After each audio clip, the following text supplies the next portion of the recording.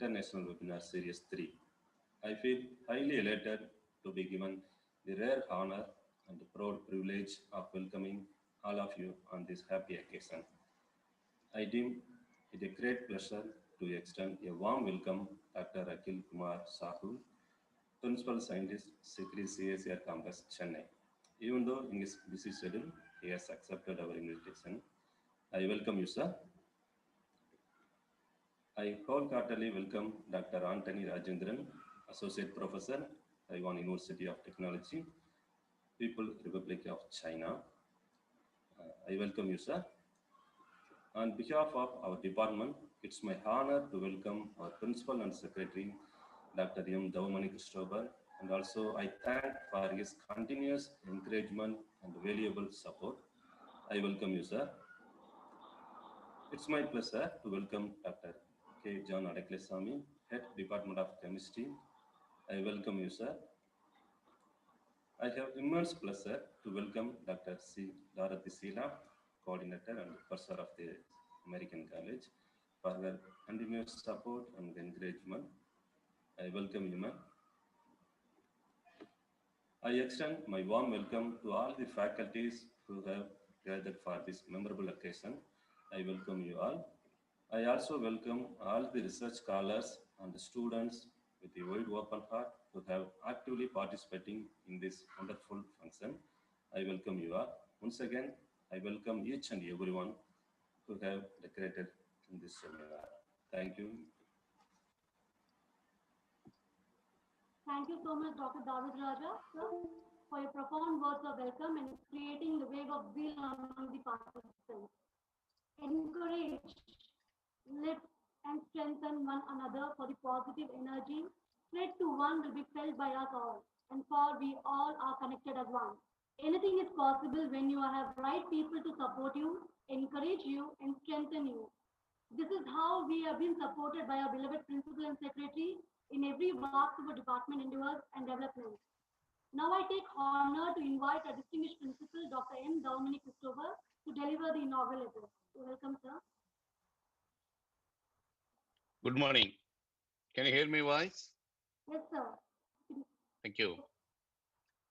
Distinguished speaker of today's webinar, Dr. A.K. Shahu, the Principal Scientist from Secretary, Chennai, Dr. Anthony Rajendran, Associate Professor, Taiwan University of Technology, China, convener of this webinar, Dr. Dorothy Sheila, the bursar of the college, head of the department, Dr. John Adekle-Sami, co-convener, Dr. Alvin, faculty from the chemistry department of American College, chemistry department from various other institutions, students from our college and other institutions. Happy morning to all.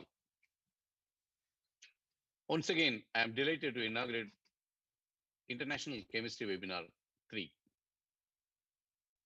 The college is encouraging all departments to conduct as many number of webinars as possible to their students during their pandemic, to their students, to their faculty, to their researchers during the pandemic, that is a lockdown period, so that the students should not be detached from the academic activities. In this connection, I'm happy that the chemistry department is conducting their third webinar today, third in a row within short span of time. I think they started the first webinar on 14th and 2nd and 22nd. Now, within short span, that is within 2 weeks, this is the third series of webinar. Congratulations, Dr. John and his team. Today's webinar concept is clean and green environment. While I am thinking about the topic, clean and green, immediately our campus came into my mind. Yes, the American College is one of the green and serene campuses in the heart of the city. If you visit our campus, you will realize it. The college is taking every effort to keep its campus as clean and green as possible. The college is conducting green audit, energy audit every year to maintain its environment. I'm especially interested in making our campus more green.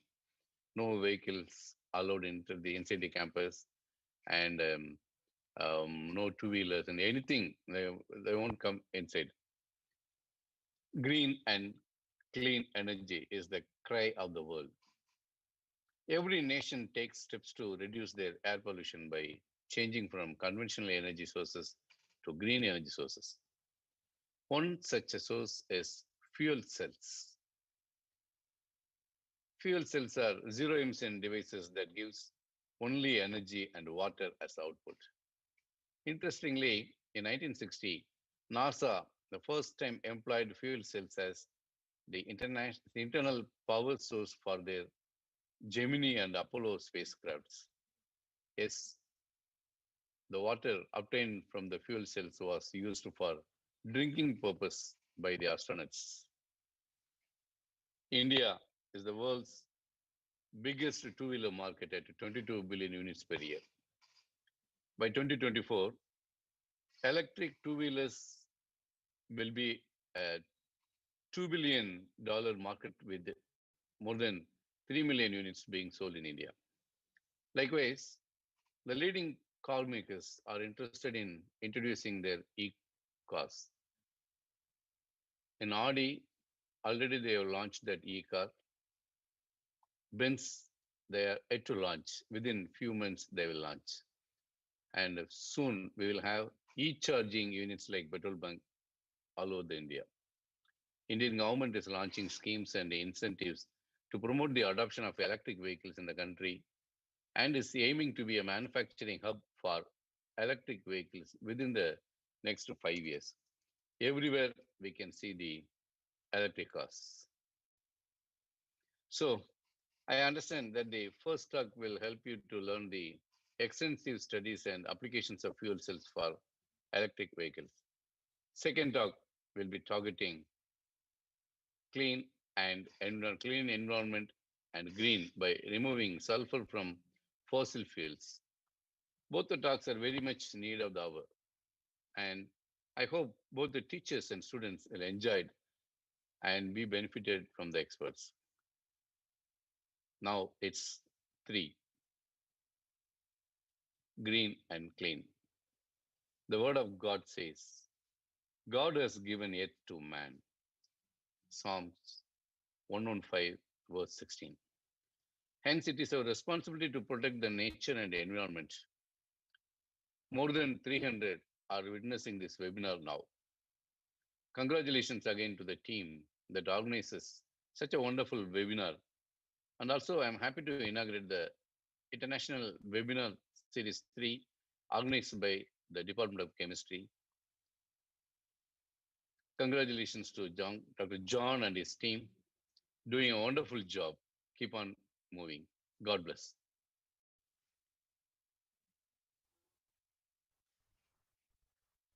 Thank you so much, sir, for the wonderful words of encouragement and giving an exuberant novel address. Always I've seen, sir, you aptly frame your inaugural address to suit the current situation and the current presentation or the current seminar theme. So it was wonderful, sir. Thank you for standing with us and supporting us. No words would suffice the support rendered by you in all our departmental activities. Thank you so much for your inaugural address, sir. Thank you. Thank you, Kritika. Thank you, sir. Seminars are organized and conducted for the general audience to gain insight and information that would remain effective in their academic and research perspective. So today's topic for discussion and learning for today's webinar was chosen keeping in mind the interest of chemistry fraternity. As we all know, coming together is beginning, keeping together is progress, and working together is success. To start a successful journey, today we have two distinguished speakers amidst us, and it's time to introduce the first speaker of today's webinar, Dr. Akila Kumar Saku, Principal Scientist, SICRI CSIR, Complex, Chennai. Now may I request Dr. S. Jemima Balaselvi Juliana ma'am to introduce the speaker. Over to you, ma'am. Thank you, Kritika. Thank you, ma'am. It's my pleasure to introduce the speaker of the first session of today's international webinar, Dr. Akila Kumar Saku, who is the principal scientist at Central Electrochemical Research Institute, Madras Unit, Chennai. Regarding his academic profile, he has done his Bachelor of Science at Berhampur University, his master's also from the same university, Berhampur University. He did his M.Tech in Surface Science and Engineering at National Institute of Technology, Jamshedpur. He got his Doctoral of Philosophy in Chemistry from CSIR, Secretary, Madras Unit. His employment career started with a postdoc at DGIST, South Korea. Later, he joined as a scientist at CSIR Secretary, Chennai, then became the senior scientist, and now he is currently the principal scientist at CSIR Secretary, Madras Unit, Chennai. His areas of expertise are material science and electrochemistry, surface engineering, interfacial electrochemistry, Naphtha-based composite membranes by sol-gel co-assembly route, inorganic organic hybrid membranes for reduced methanol crossover for DMFC applications, synthesis of nanoporous mesoporous carbon materials for fuel cell electrodes, platinum-based non-precious and non-metallic electrocatalyst for oxygen reduction reaction, and stack engineering for PEFC and DMFC stacks. To his credit, he has published 90 international peer-reviewed articles exclusively on fuel cells. And he has 4 patents in his name. He has written 1 chapter in book. He has guided 6 PhD students, and he has carried out 15 R&D projects, and he has given invited lectures in more than 50 at national and international conferences, seminars, and workshops. And amazingly, he has a Google Scholar citation of 2,731, 298 H index, and 66 I-10 index. So with this brief introduction, I hand over this session to Dr. Akila Kumar Saku to share his knowledge with us. Thank you, sir.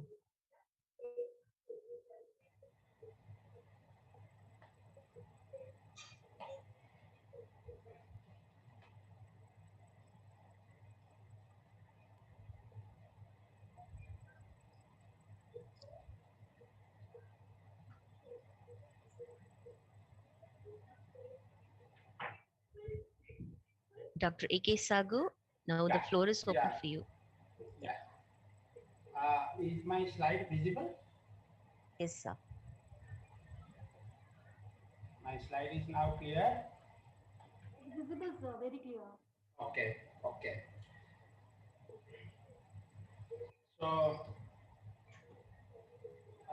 it's my great pleasure to participate in this international webinar at the American College. The principal, Dr. Christopher, Dr. John, Dr. Sheila, and Dr. Anthony.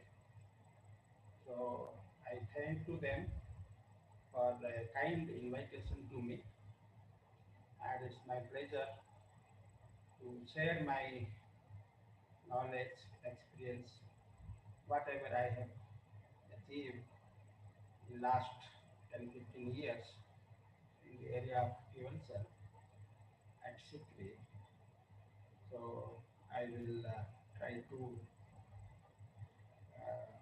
tell to the young students who are participating in this webinar. I think they are mostly BSc or MSc students. So I will start from the very basic. What is the fuel cell? What are the components and how it is useful to our society? Then I will go for how it will be useful for the electric vehicle.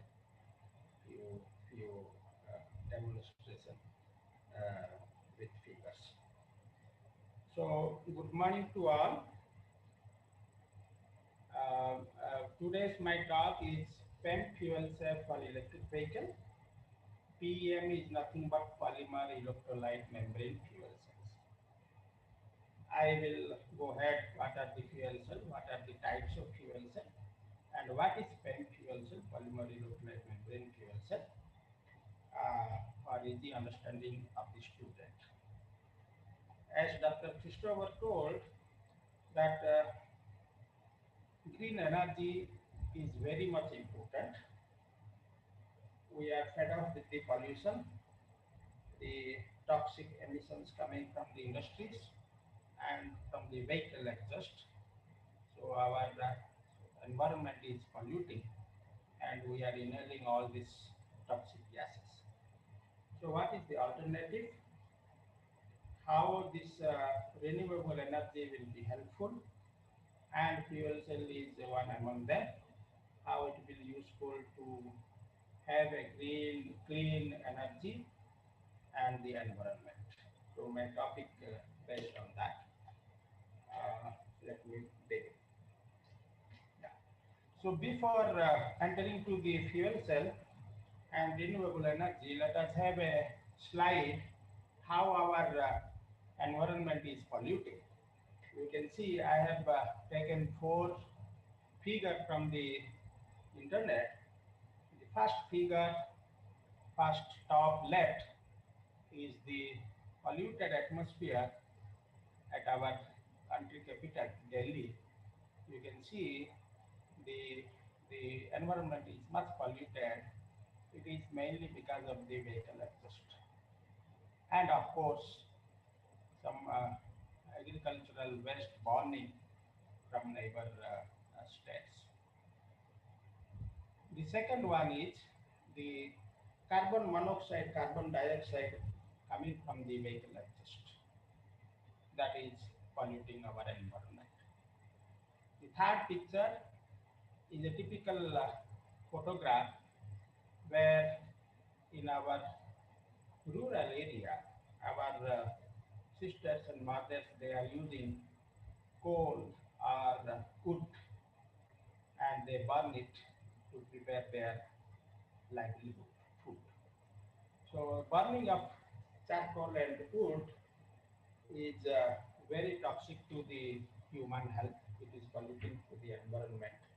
Mainly carbon monoxide, carbon dioxide is coming out of it. The last one is the toxic gases, sulfur based, nitrous based, carbon dioxide and monoxide is coming from the chimneys of various manufacturing industry. They are affecting the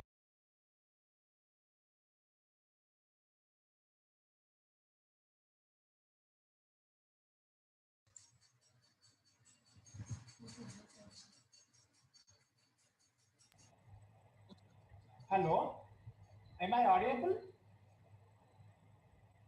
Hello. Yes, sir. Yes, sir. So far, what I talked, is it okay? Is it audible or no? Yes, sir, it is audible. You can go Okay. ahead, sir. You can proceed, Saguji. Okay. Good. So these are the 4 figures where our toxic gases coming out from different sources and polluting the environment. So how to reduce it? So we should think of it. Then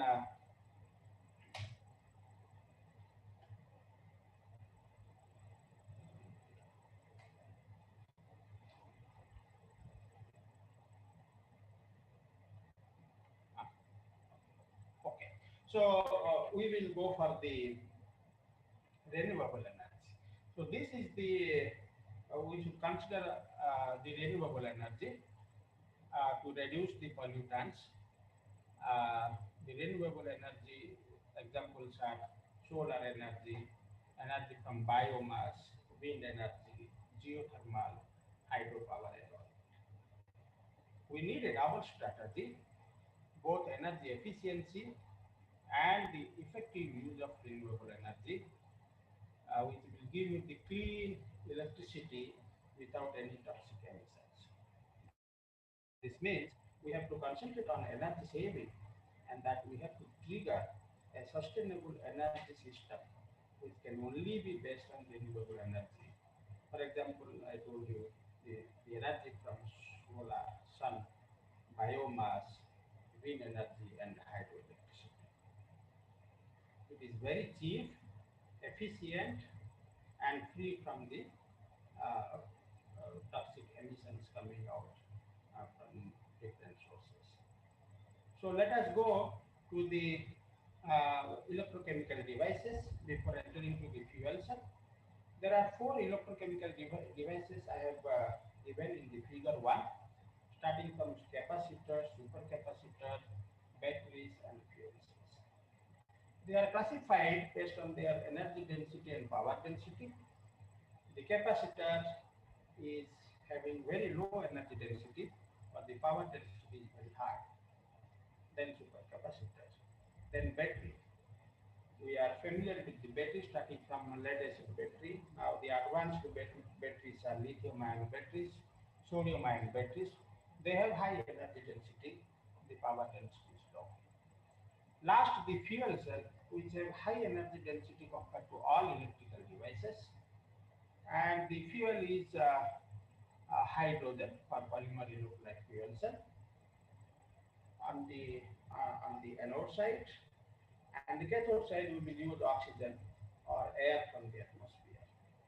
So these are the four electrochemical devices which will undergo various electrochemical reactions and produce the electricity which will be useful for us for various purposes.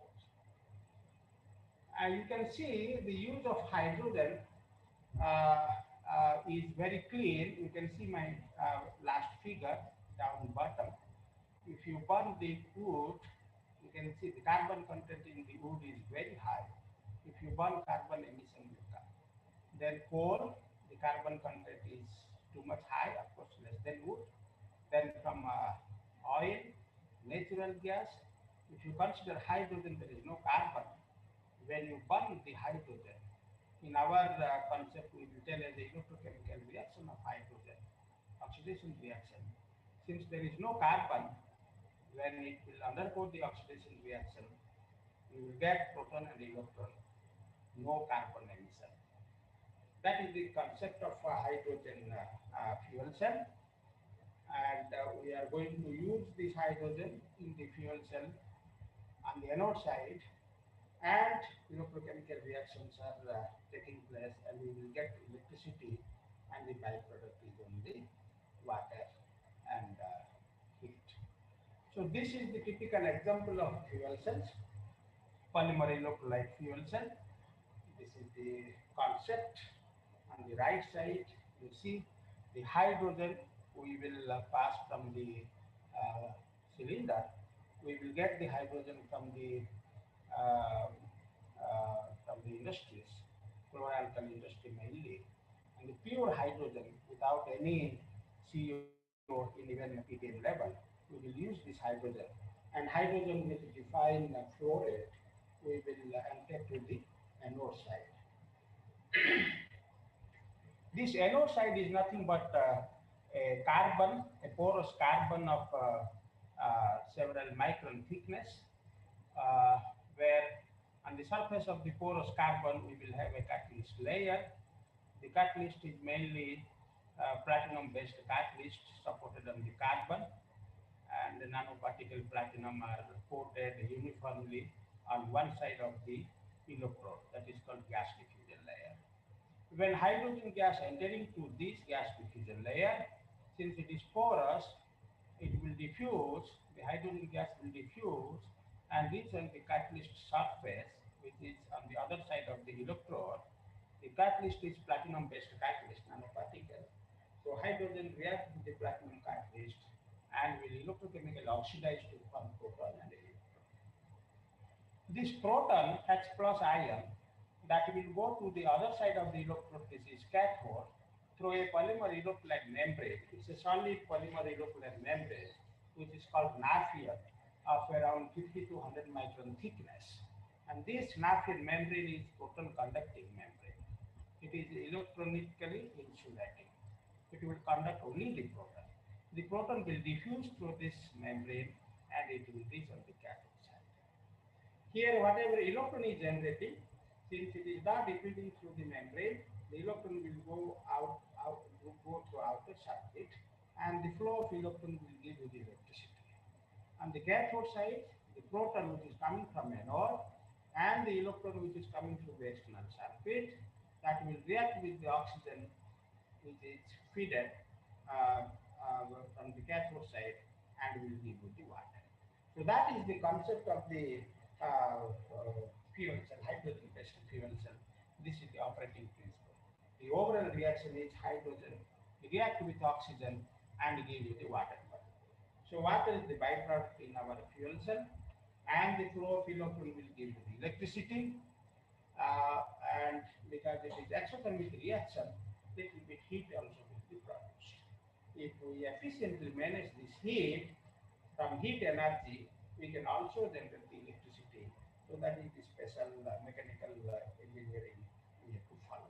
We are not doing right now. We are concentrating how hydrogen is quickly oxidizing on the anode side, and the oxygen on the cathode side will reduce. So both electrochemical reaction is taking place with this two electrode system. Anode side hydrogen oxidation reaction is taking place, and cathode side oxygen reduction is taking place. So both oxidation and reduction reaction will give you the water as the byproduct with electricity. This is hydrogen-based fuels. People are talking about hydrogen. The generation is a hydrogen synthesis production is a problem because a lot of carbon monoxide is the mixer, and hydrogen storage and hydrogen transportation. These are the three challenging factors in the hydrogen technology, and how to balance all these things: hydrogen production, storage, and transportation, and to build the hydrogen infrastructure. Widely we will call it a hydrogen economy. Okay, so that is the issue. So many scientists, researchers, they are working on it. Except hydrogen, we can go to the other kind of fuel, that is the liquid fuel, methanol. Methanol is easily available and it is very easy, but we are very cheap. We are using in the laboratory. This methanol we can take and dilute with water, make it 2 molar or 3 molar methanol. Instead of hydrogen, you can use the methanol also on the anode side as a fuel. So same electrochemical reaction, oxidation reaction will go on the anode side, and the reduction reaction of oxygen will go on the cathode side, and we will get the electricity. Again, the byproduct will be the water. So we can use, depending on the application, the hydrogen fuel cell will give you the more power output, and we can use for the bigger purpose like running a vehicle, powering the telecom towers, etc. But in case of methanol, the power density is very low, maybe around 10 times lower than the hydrogen fuel cell. But because of the easy available of the methanol molecule, methanol chemical, and it's cheap, we can use for a small purpose like charging our mobile phone, laptop, running our fan in a small household application, or it will be useful in the strategic sectors like defense, military applications. Methanol fuel cell can be useful where we cannot take hydrogen cylinders because of safety issues. So these are the two kinds of fuel cell we can see in the upcoming slides. what are the materials and how to use, how to synthesize the catalyst, how to synthesize the membrane to increase the efficiency of the fuel cell. Okay. So the advantage of the fuel cell, what I think already told you, the high reliable and long lasting system. The moment you pass the hydrogen, the fuel cell will work. Hydrogen oxidation reaction will take place on the anode side. So this is fast reaction, fast start. The moment you pass the hydrogen and oxygen, both on anode side and cathode side, the fuel cell will give you the electricity. So there is no time it will take. So this is called quick startup.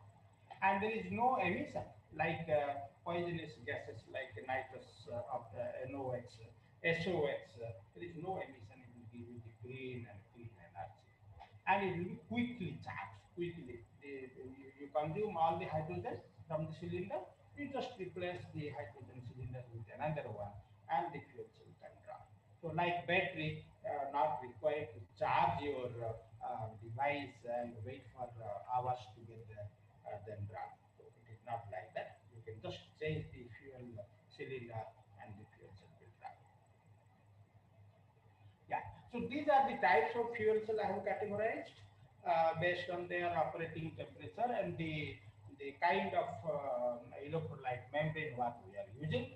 So typically 4 fuel cell types I have given here: polymer electrolyte membrane fuel cell, phosphoric acid fuel cell, molten carbonate fuel cell, and the last, which is very high temperature fuel cell, SOFC, solid oxide fuel cell.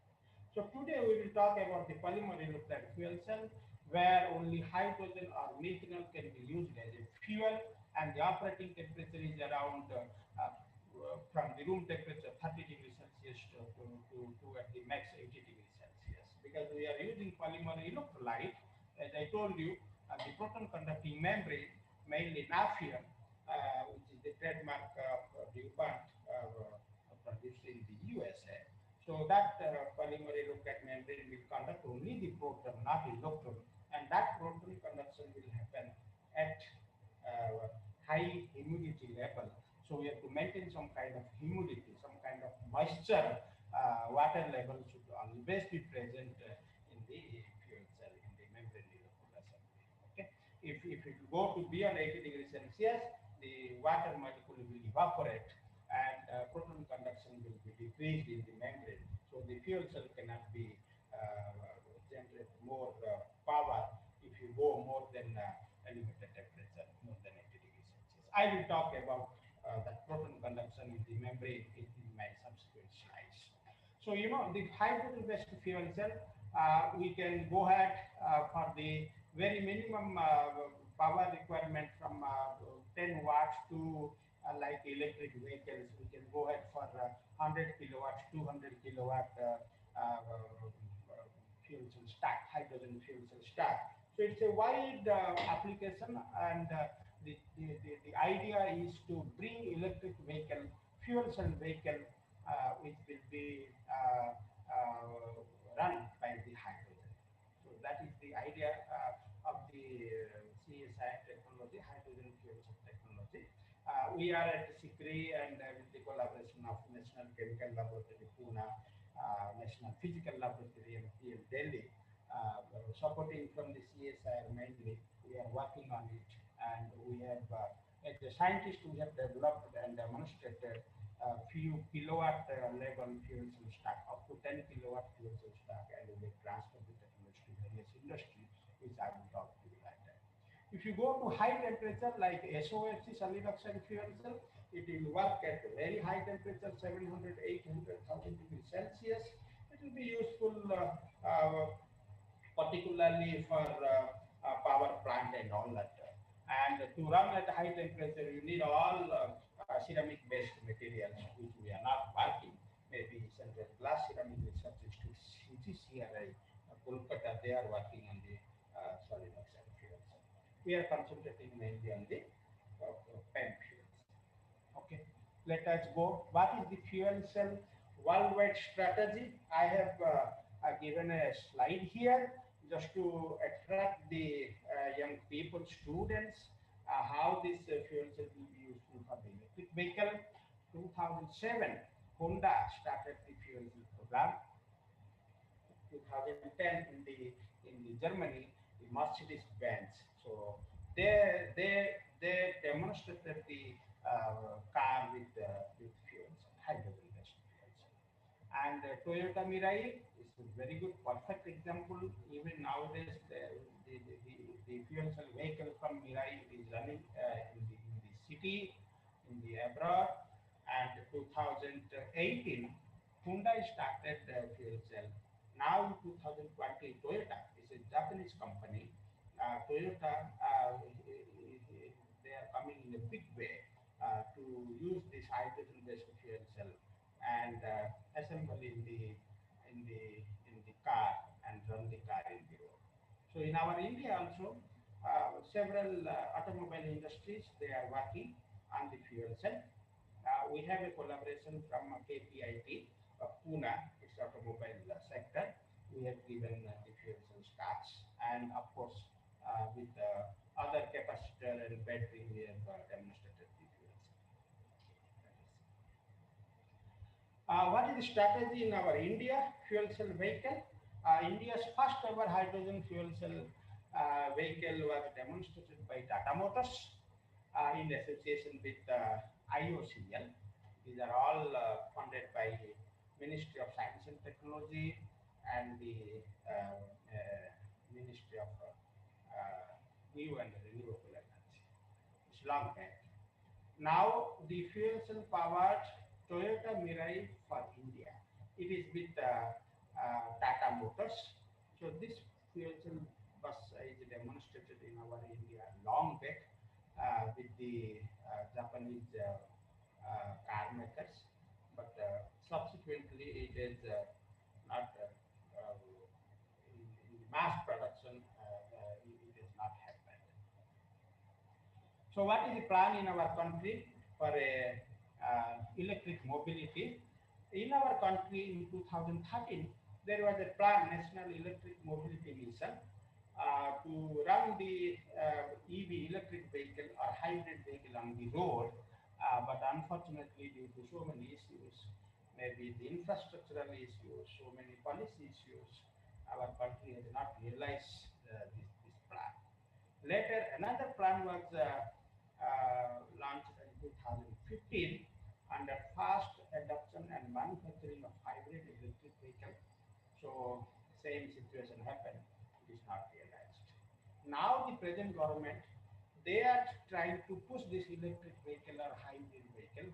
By 2030, they are planning to make 100% electric vehicle on the road. How it will materialize, how to achieve. This is my own understanding. I have written how to achieve it. To achieve it, there are so many policy issues, technological issues, and the manufacturer issues are there. I have listed out a few. Promoting R&D technology and ensuring industry participation.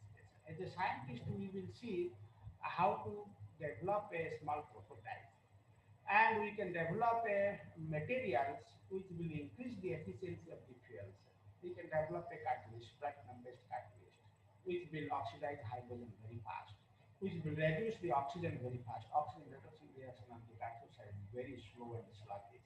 So the challenge is how to reduce the oxygen faster, and we have to develop a new kind of platinum-based nanoparticles, different size, shape, and platinum alloy particles with other transition metals like iron, nickel, cobalt, so that we can increase the oxygen reduction reaction, kinetics of oxygen reduction reaction. Or to reduce the cost, we are concentrating on the transition metal oxides without any platinum particle, without noble metals. Nowadays, we are developing some kind of carbons without any metal particles, no platinum, no transition metals. We are also testing for the oxygen reduction reaction. So these are the things technically we can challenge a scientist and can develop, but the industry participation is very much essential. Whatever technology prototype we are developing, the industry should come forward and take it to a bigger level to produce the stacks, mass manufacturing, large-scale manufacturing, all this. So that is the lacking point in our country. So more industries, major industries, they should involve and invest their money to develop the technology in a bigger scale. Then the government should have, like our petrol, diesel filling station, the government should have a policy and plan to have some kind of electric vehicle, battery charging, okay, and fuel filling. Like if you are planning for hydrogen fuel cell, there should be a fuel station, fuel filling station, hydrogen filling station. Okay, so these two infrastructure has to develop throughout the country, if not at least in the highways. Okay, so that fuel can be filled in no time, and in case of battery, the battery can be charged in very short time. So these are the infrastructure facility they have to develop.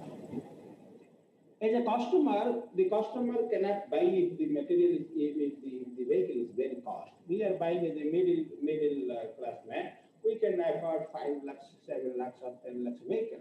If we will go for another additional charge of 5 to 10 lakhs to use hydrogen fuel cell vehicle, people cannot buy it. So some kind of incentives should be supported by either the government or from some kind of soft loan with very much low interest, some kind of attractive scheme should come to the customer so that they can come forward and take this kind of little bit expensive vehicle.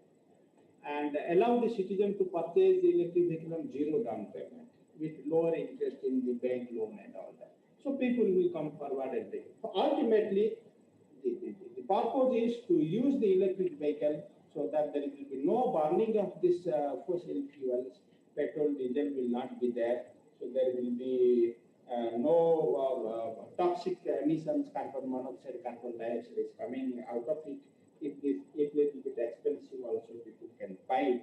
But these are the policy management issue, infrastructural issue. It has to be addressed. And as a researcher, we should do some kind of good technology material to increase the efficiency of the fuel cell, which we have been doing. Let us go ahead. There are the 3 kinds of batteries I have classified into 3. One is battery electric vehicle. The second one is plug-in hybrid electric vehicle. The third one is the fuel cell electric vehicle. In battery electric vehicle, the battery vehicles powered by electric motor and battery with plug-in charging. It has a motor and battery and the car will run. The second one is the hybrid electric vehicle. It has a conventional petrol engine combined with the electric motor and battery. In last one, this is fuel cell vehicle. It will be only a fuel cell. Of course, a fuel tank also is there, and the vehicle will be running. There is no the fossil fuel, petrol, diesel here. There is no battery here. You can have a fuel cell stack, okay, and the hydrogen tank. The hydrogen will come and go to the anode side of the fuel cell stack, and on the cathode side, some kind of pump will be there. It will suck the atmospheric air, and the oxidation reduction reaction both will go on simultaneously on the anode side and cathode side of the stack respectively, and your fuel cell vehicle will run. So this is the some kind of cartoon picture where we can have a fuel cell stack of 20 kilowatt, 50 kilowatt fuel cell stack and hydrogen cylinder, and we can place it here. There will be no fuel, the petrol tank and all that, no battery, and your fuel cell vehicle will run.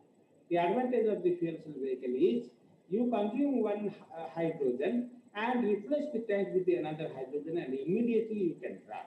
It's not like battery vehicle. You have to wait and charge the vehicle for several hours and go. So that is the advantage of the fuel cell.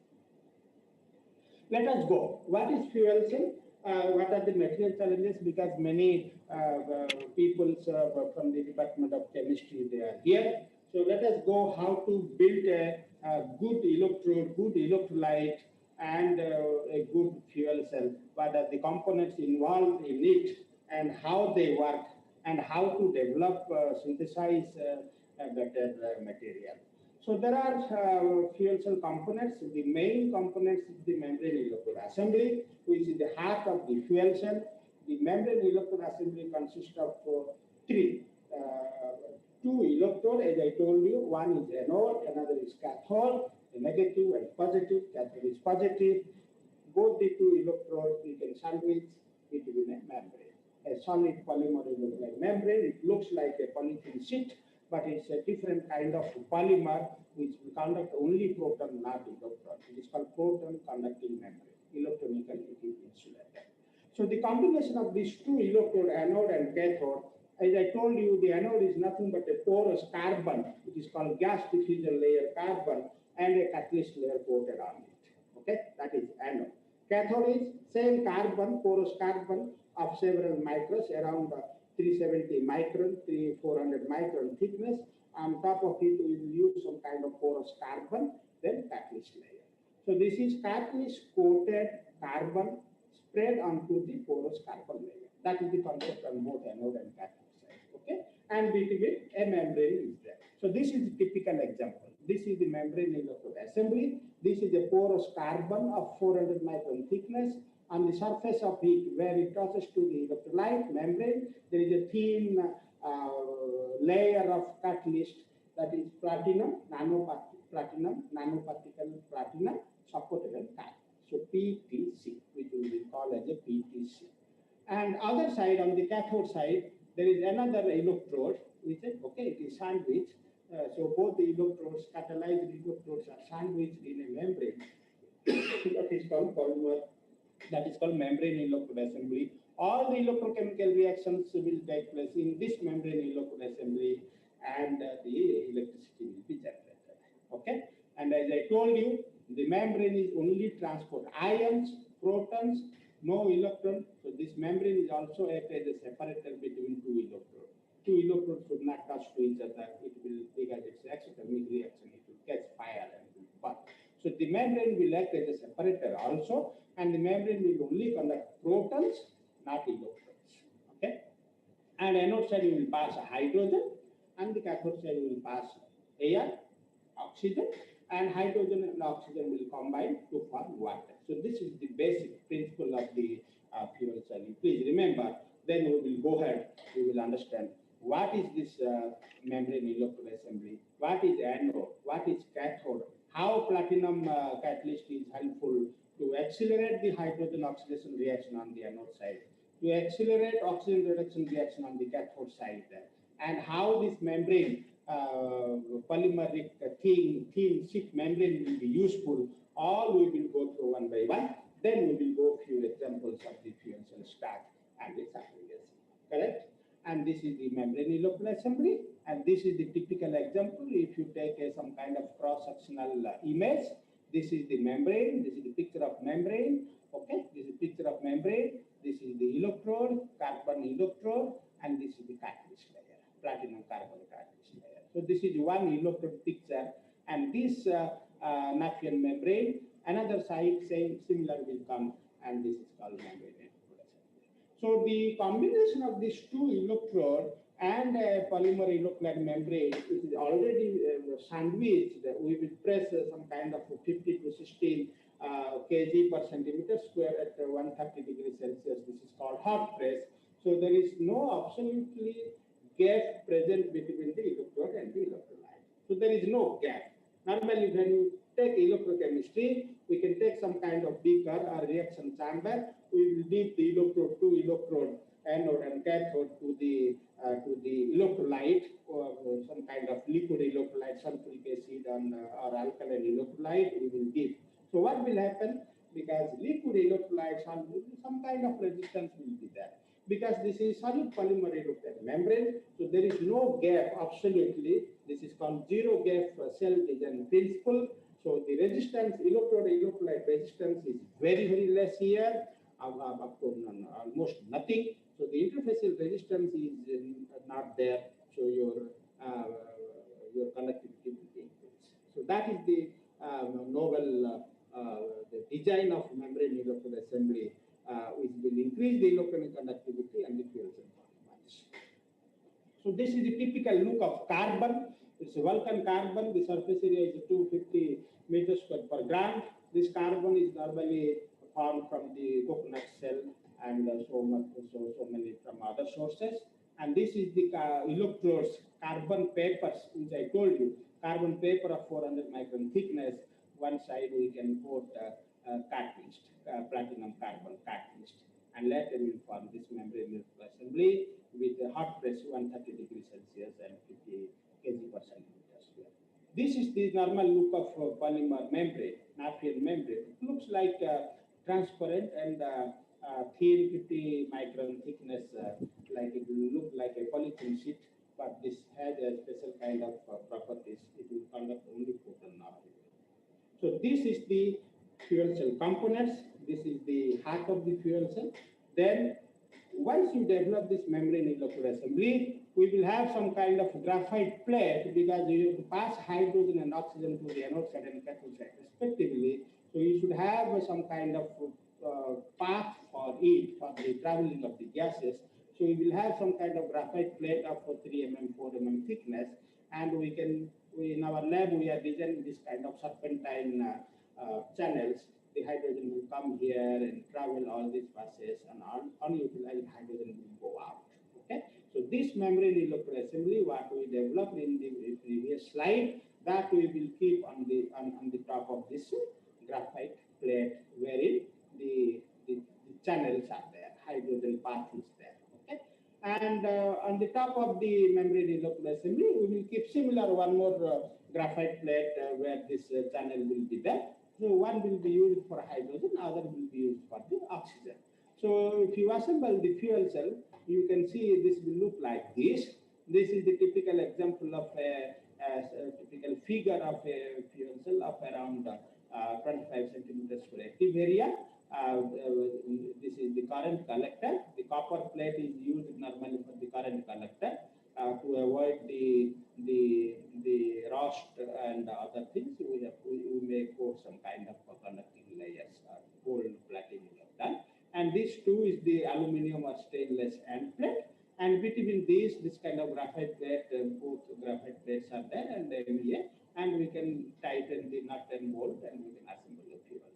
You can see there are two inlets. One is hydrogen inlet on the anode side, and unutilized hydrogen will go out, and the cathode side, oxygen inlet and unutilized oxygen will go out. So that is the typical reaction mechanism of a fuel cell. Of course, these are all gases, hydrogen and oxygen. To arrest the leak or the waste of fuels, we have some kind of silicon gaskets, polymer gaskets we will use around these to avoid the leak of the gases. So these are the typical examples, design of gaskets, current collector, copper plate, and end plate, either aluminum or stainless steel.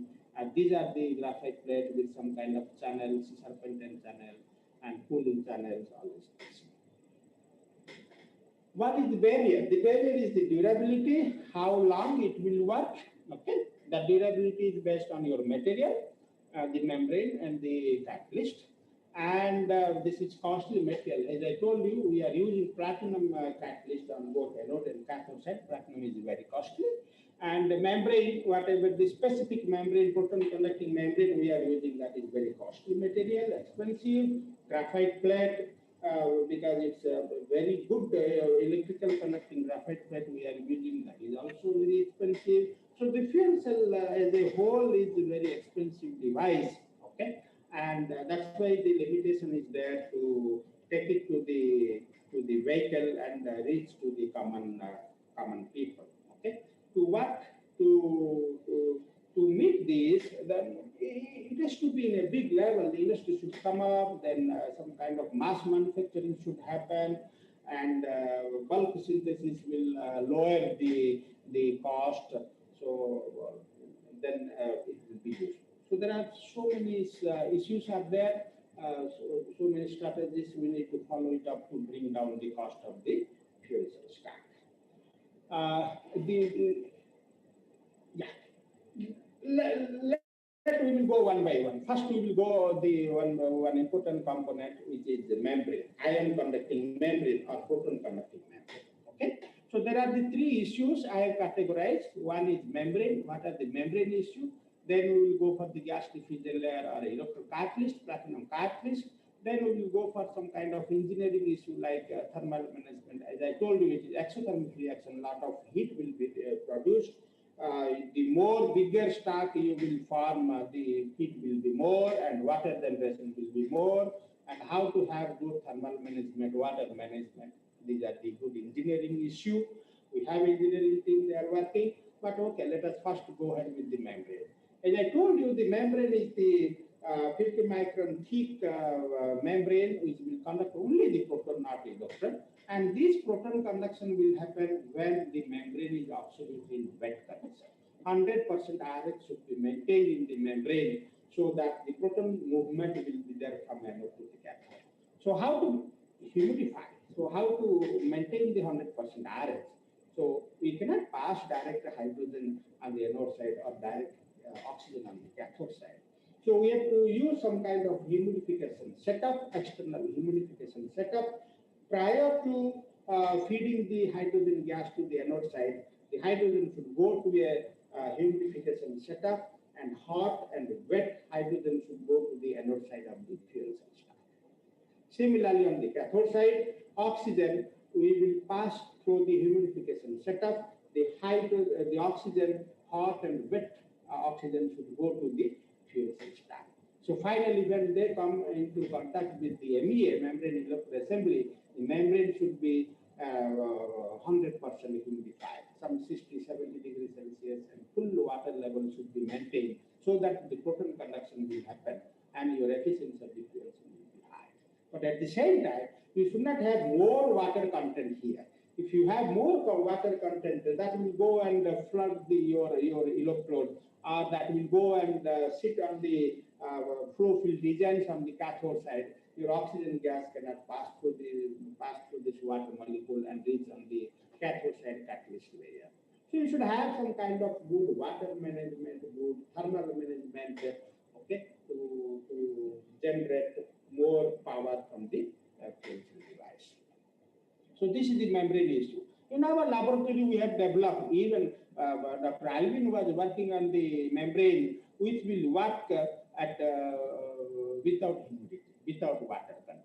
So we have some kind of membranes which will work without any water. That means you no need to humidify the gases. Directly you can pass hydrogen to the anode side, oxygen to the cathode side, and we are developing some membrane which is called self-immunifying membrane. With this help of self-immunifying membrane, the fuel cell will run. So no need of extra humidification setup.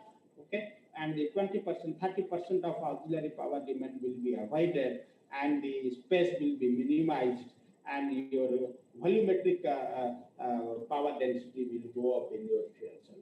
How to develop a self-humidifying membrane? I will show you one of the examples. We have several inorganic-based Naphtha membrane, which will whatever the product water is coming out from the fuel cell, that itself is enough to keep the wetness in the membrane. No external humidification is required. We have several papers and several international patents. US patent is also there. I will tell you.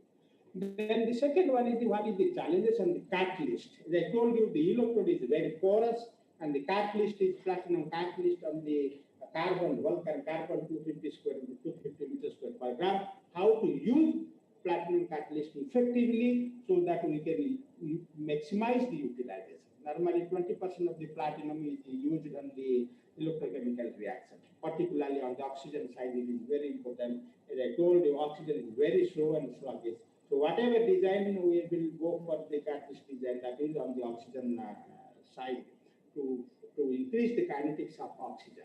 So if you use 20% of the platinum, 80% of the platinum particles, nanomaterial, somewhere it will trap or hide in the catalyst layer, which will not take part in the electrochemical reaction.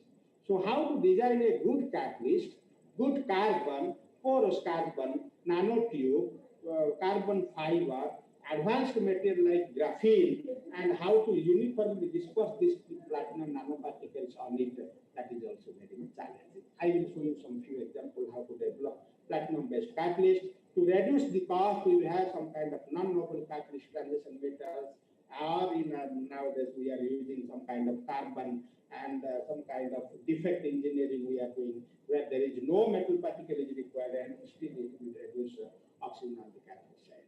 We will go through one by one. I don't want to tell because it is very difficult to understand. Let us have a pictorial format. So what is the importance of the proton conduction in the membrane? As I told you, the membrane, when it is in dry state, you can see the ionic clusters are isolated when it is dry state. When it will come with the water content, you can see the hydrophilic domain size increases. Okay? And this will swell, hydrophilic domain size increases. When it is in fully humidified, you can see the clusters are interconnected to each other. Okay, the domain size will increase, it will swell, and clusters are interconnected, where proton conduction will happen in case of full humidification. So that is the importance I have shown you in a pictorial form. How the ionic clusters interconnection is very much important to have some kind of good proton connectivity, and that will happen only in the humidified condition. So without connectivity, if there is no connectivity in the clusters, there is no conductivity. Without connectivity, there is no conductivity. So you need a full humidification on the both anode and cathode side. But we have designed some kind of self-immunifying system which will avoid the external humidification. And always there will be a clusters, interconnected clusters will be there. And without humidification, let us see. I can show you, we have taken some kind of naphthalene ionomer. Of course, the raw material is the same. Okay, we take some kind of naphthalene ionomer and several inorganic hydrophilic materials we can take. Okay, we can take silicon oxide, nanosilicon oxide, zirconium, zirconia, zirconium phosphate, titanium phosphate, and some kind of zeolites, mesoporous molecular silics, aluminum silicate of various structures we can take. These are all hydrophilic inorganic material. It has a tendency to absorb the water. Okay, if these nanoparticles are uniformly dispersed on the naphthalene ionomer and form a membrane, what will happen? What is the product water coming out on the cathode side of the fuel cell? That cathode, that water, this hydrophilic material will attract and retain on it. So finally, it will irrigate on the membrane when there is a need. So this is called some kind of water reservoir. This inorganic materials is called water reservoir. And in the case of dry condition, when there is no external supply, so this nanofiller materials, hydrophilic materials, since it is uniformly dispersed on the polymer surface, it will irrigate the membrane. It's a reservoir and irrigation. Both will work by this nanofiller materials. But the thing is how smartly you prepare these nanomaterials, how smartly you disperse this nanomaterial on your polymer surface and form a thin 50 micron thick membrane. That depends. How good science you prepared, how carefully you prepared membrane, that depends the irrigation of the water throughout the membrane. Okay? And some kind of carbon-based material also, as I told you, we have a different carbon-based material, microporous carbon, mesoporous, macroporous, and carbon of different size, tubular size carbon, nanotube, porous carbon, and fractionating material, graphene oxide, graphene, fullerene. These are all carbon material also. They are also hydrophilic material. They can be also used to develop the self-immunifying membrane. One example I can show you. You can see we have developed some kind of porous carbon, and we will have some kind of chemical functionalization route to insert SO3H group on this carbon at the edge. Okay, this functionalized carbon we will put on the Naphtha ionomer for fabricating of composite membrane. Okay, so that is the novel chemistry surface functionalization method we are adopting. One example to just realize how proton conductivity is important, we have a proton conductivity measurement setup. We can measure by electrochemical technique. The technique is called electrochemical impedance technique. You can see at a high humidity, 100% RS, the proton conductivity of the membrane is in the order of 10 to the minus 1 Siemens centigrade. Okay. Then you purposefully reduce the humidity, water content, and you see the response on the proton conductivity. This is the red triangular mark is the Naphtha-based membrane, commercial Naphtha membrane. You can see 100 to you go to 80 degree, 60 degree, the conductivity is decreased. And more decrease in the conductivity, you can see at 0% to 40% RS. The conductivity is decreased 4 or 5 orders of magnitude lower. 10 to the power minus 4, 10 to the power minus 5 Siemens centigrade inverse. Drastic reduction. 5 orders of magnitude, that means 5,000 times. So this is the sensitivity level of water for conductivity, proton conductivity. Whereas in case of our membrane, we have developed some kind of self-immunifying membrane. We can see at 100% RS, the conductivity is high. Okay. When you decrease the humidity, you can see at for 30% RS, the conductivity is, of course, it is little bit lower, but very good conductivity we can get. This is still in the order of 10 per minus 1, 10 per minus 2 Siemens centigrade inverse, where it is here at per minus 3 or 4. At 0% RS, the conductivity is still maintained at per minus 2 Siemens centigrade inverse, whereas in case of Naphtha, it is per minus 5. Okay? So that is the kind of membrane we have developed. Either it is nanotube, mesoporous carbon, or silicon oxide nanoparticles. Hydropolyacid, we can take phosphotungstic acid, silicotungstic acid, phosphomolybdic acid. There also can be some kind of chemical strategy we can adapt to functionalize this hydropolyacid before putting in the Naphtha ionomer. So there are so many chemistry we can develop and prepare some kind of self-immunifying membrane which will work in the fuel cell wherein no external humidification is required. Okay, so this is the proton. Just when you not only we are measuring the proton conductivity, we are using this membrane to fabricate membrane electrode assembly which is heart of the fuel cell. Then that membrane electrode assembly we will go ahead and put in on the graphite plate and finally assemble the single cell of 25 centimeters reactive area. Then we will have some kind of galvanostatic polarization, and we will drag out the current of it. Then we will see what is the response in the voltage. This is called typical fuel cell polarization curve. And finally, we will multiply the current and voltage to get the power output. Okay? So this is the power. This is the performance of the fuel cell. You can see at OCV, open circuit voltage, one cell will give you around 1 volt.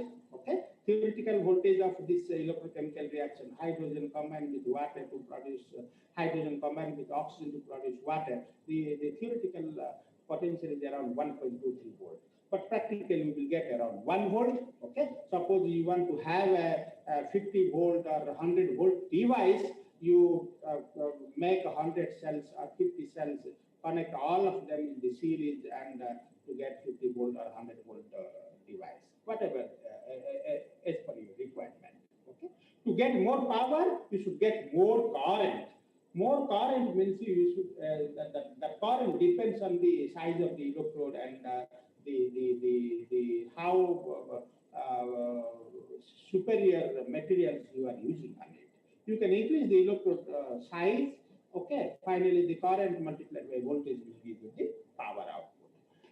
For typical example, you can see the fuel cell we have purposefully maintained at 100% RS, then we have reduced to 50%, then we have reduced to 20% RS. 20% RS is absolutely dry. the humidity of third digit in the Rajasthan is around 25% RH. There is no water.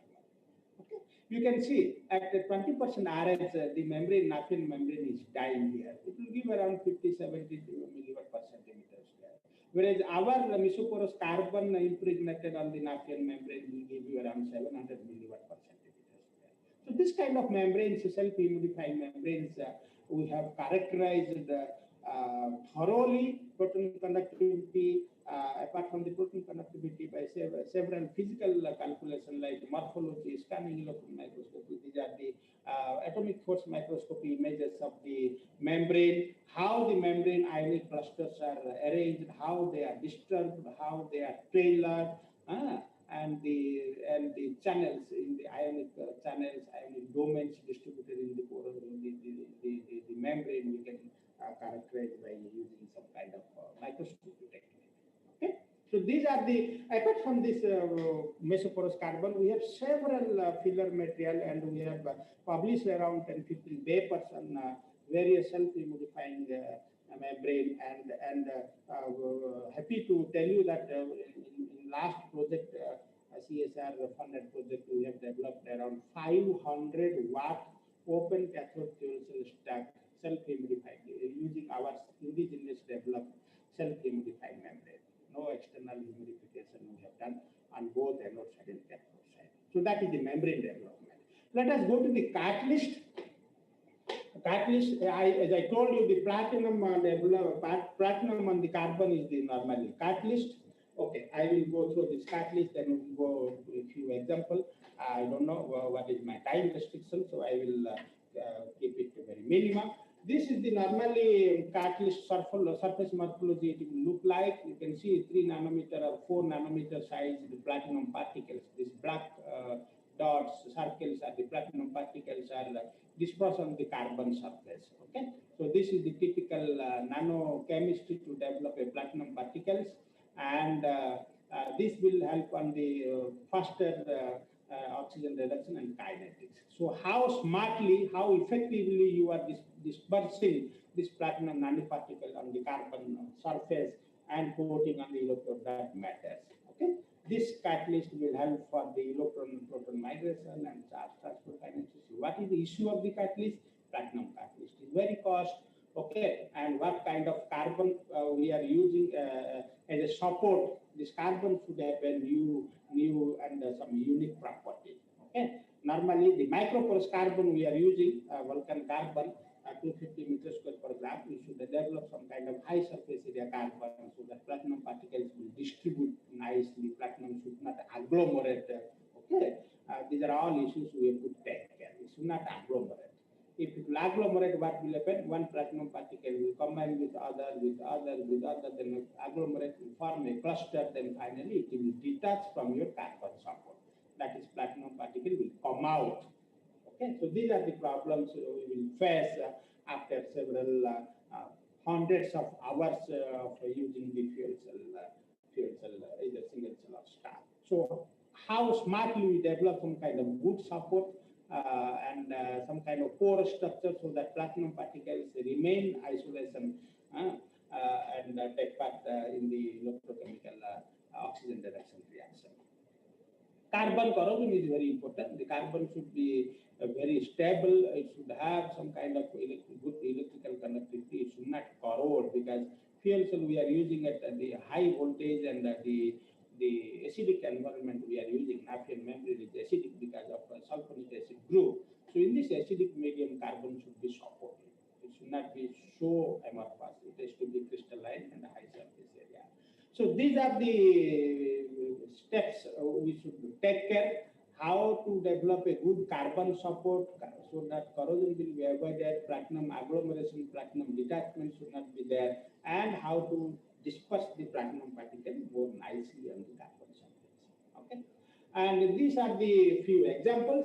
As I told you, only 20% platinum we are able to utilize in the oxygen reduction reaction. 80% somewhere it will go and trap on the catalyst layer.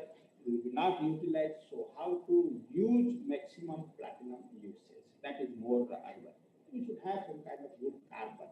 Okay, and how to control the shape and size of platinum nanoparticle, whether it is spherical or whether it is tubular or whether it is what kind of size. These are all engineering we can do and prepare the catalyst and test how it helps in the kinetics of oxygen reduction reaction. Okay? And this kind of support, as I told you, the carbon nanotube to the 3D structure, fullerene or graphene structures, which will, these are the different structures of carbon we can prepare. Now we are preparing some kind of porous carbon. Okay, we are preparing porous carbon. Normally, three kinds of porous carbon is there. One is microporous. The pore size is less than 2 nanometer. If the pore size is less than, is in between 2 to 50 nanometer, that is called mesoporous carbon. If it is more than 50 nanometer, it is macroporous carbon.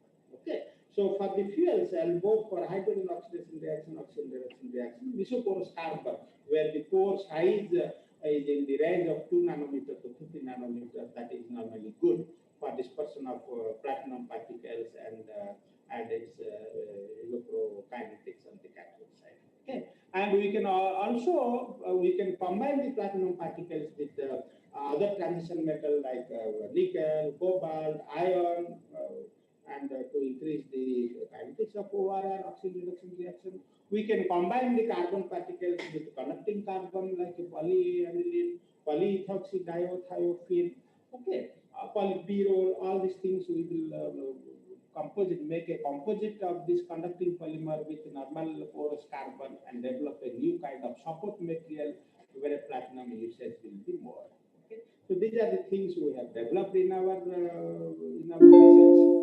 And as I told you, the oxygen reduction is very, very slow and sluggish, which is challenging on the cathode side of the fuel cell. You can see these are the platinum nanoparticles, and oxygen should come and sit on the platinum surface, and finally it will reduce to water. Some kind of a functional group, hydroxide group will be there, and it will be the barrier to diffuse, to reach this oxygen, to sit here and reduce. So we have developed some kind of alloy particles, platinum alloy catalyst, platinum nickel, platinum cobalt, iron. So this role of these transition metals is to detach these OH groups from the platinum surface, so that oxygen will come easily and sit on the PT surface and subsequently reduce. So that is the role of how we can develop some kind of alloy catalyst, platinum alloy catalyst for faster oxygen reduction reaction. Platinum is very expensive and the fuel cell will be cost. So we are also working on the non-platinum catalyst, transition metal-based catalyst. And here few examples I will give how to develop a catalyst without any metal. Okay. Just from a simple concept from the periodic table, if you go left to right, your electronegativity will start increasing, and same thing will happen from the bottom to top. You can see on the right side, there are nitrogen, fluorine, sulfur, phosphorus. They are all high electronegativity heteroatoms. So we have taken this concept. We have taken a carbon, the porous carbon on graphite fibers. We have taken this nitrogen, fluorine, phosphorus, and sulfur, and we are putting onto the carbon. Carbon has some kind of electronegativity, 2.54, 2.55. And when high electronegativity heteroatoms, when we will insert on here, some kind of defect is arising. And this defect will create some kind of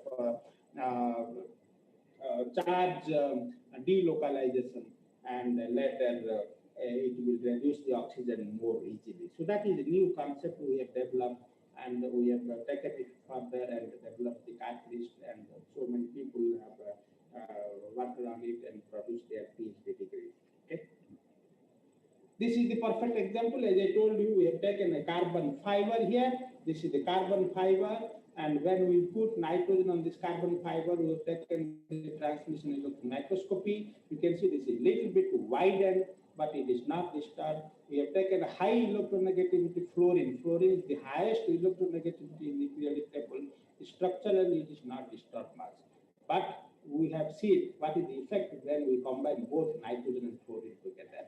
When you combine nitrogen and fluorine together and dope on the on this fiber, you can see this fiber is bulging, and it is forming some kind of graphene-like structures with several folded active edges. Okay, and these folded region, and active sites, these are all active sites that will attract the oxygen molecule to sit on this defectious site, okay, folded region, and it will reduce the oxygen to the water.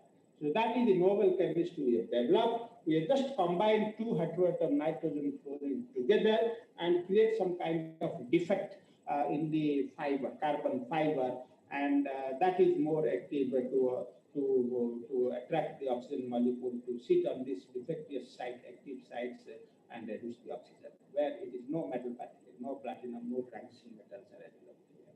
So this is the one such example. Later we have taken it not only on the catalyst, we have taken prepared this catalyst and made the membrane electrode assembly, and we have developed a fuel cell, and we have taken some polarization. Because of no metal atom, it's a simple carbon. It works on the fuel cell. Of course, the power density will be low. We cannot meet like a platinum catalyst because it is very cheap. No carbon only is there. No platinum is there. It is very cheap carbon. You can get around 170 milliwatt per second power density from this kind of carbon. Okay, we have done so many kind of theoretical studies, and we have seen the interlayer separation, defect, all these things. What kind of nitrogen, whether it's pyridinic or pyrrolic or graphitic, what kind of fluorine is there, whether it's ionic form or semi-ionic form. Everything we have characterized, and some paper we have produced. If somebody is interested, I can refer that paper. I am not mentioned here. Later, we have taken this process to further. Then we have taken some kind of three kinds of carbon fiber. One is lamellar, angular, and herringbone structures, different carbon structures. And we put similar nitrogen individually, fluorine individually, or in combination of both nitrogen and fluorine. And we have studied the defect created in the carbon fiber molecular level by transmission microscopy. Okay, the different structures, the shape of the carbon fiber, how it responds to the heteroatom doping, okay, and finally how it is the oxygen reduction reaction. We have formed the paper, we have published in the ACS journal, applied material interface. Okay, I am not telling here because no time, there is time restriction. Some example, we have prepared this carbon from renewable waste also. Okay, as I told you, the platinum is more costly material component in the fuel cell, and the electrocatalyst, the 47% of the fuel cell cost is from the electrocatalyst. Okay, we have to develop some kind of catalyst which have a low cost and efficiently reduce the oxygen. So we are forming some kind of catalyst from the waste. We are preparing carbon from the renewable waste, some coffee carbon, some kind of cotton, some kind of corn husk, okay, and the tamarind seed and aloe vera. We have taken different source of waste renewable after use. Then we are doing some kind of chemical process, washing, drying, pyrolyzing, and heteroatom doping like nitrogen, phosphorus, sulfur, fluorine, what I told you in my last slide. And we will prepare some kind of catalyst, carbon. That carbon, either you can put platinum or transition metal to further increase the power density, and we will form a membrane local assembly finally in the fuel cell and start it. Okay, so these are the structures of different kind of carbon. These are all porous carbon. These are all graphene carbon fibers. Platinum particle. If you don't put any heteroatom also creates some kind of surface functionalization where you can avoid platinum agglomeration. You can see platinum agglomeration is there without any heteroatom if you put in the normal fiber. If you put heteroatom, nitrogen or fluorine or nitrogen fluorine together, it will have some kind of surface functionalization of the graphite carbon fiber, and platinum nanoparticle distribution will be very good. There will be no agglomeration. Finally, it will contribute to the faster ORR. Platinum usage, platinum percentage usage will be increased, and you can reduce the platinum loading on your electrodes. these are the steps to reduce the cost of the fuel cell. Okay. Okay, so let us, we have covered the catalyst, how carbon is very important, how membrane is very important, what is thermal management, what is water management. These are the components of the fuel cell in a bigger scale, around 200 centimeters square active area membrane electrode assembly we have prepared. Okay, and these are the gasket and current conductor aluminum plate, and these are the fuel cell stack of different size, and number of cells are increased. Some kind of 1 kilowatt fuel cell stack we have developed long back, and we have demonstrated because the DC power is generated from this, and we have some kind of converter DC to AC, and we can demonstrate some kind of lighting load. This is the direct methanol fuel cell system we have developed without hydrogen. We can use the methanol, 2 molar, 3 molar aqueous methanol we can use, and we have developed 50 watt direct methanol fuel cell. And this 20 cell, okay, 20 cell, 1 kilowatt fuel cell stack we have developed. This is some kind of air breathing stack. We are not using air from the cylinder. We are using air, it will suck from the atmosphere. This is air breathing fuel cell stack, 20 kilowatt, 20 cells, 1 kilowatt fuel cell stack. First time in our country we have developed, and we have given to IGCA, Indira Gandhi Center for Atomic Research, Kolkata, because they have hydrogen generation from their coal trap unit, and that hydrogen is wasting to the atmosphere. So they have approached us how to use that hydrogen generated electricity. We told, okay, we will give you the fuel cell stack where your hydrogen will be used, where there is no carbon monoxide is there, and air from atmosphere. So 1 kilowatt fuel cell stack. They are still running. IGCA is still running. They have taken our technology. And this is the 90 cells, 3 kilowatt fuel cell stack we have designed with the collaboration of National Chemical Laboratory, NPL, and the industrial partner Reliance. So this 90 cells, 3 kilowatt fuel cell, it is water cooled. This is air cooled. Air cooled is more challenging. This is water cooled fuel cell stack we have given to Reliance. They are using this 3 kilowatt water cooled stack to power their what is that? Telecom towers. They have the Geo telecom towers. Okay, where the Geo SIM card we are all using in our mobile phone.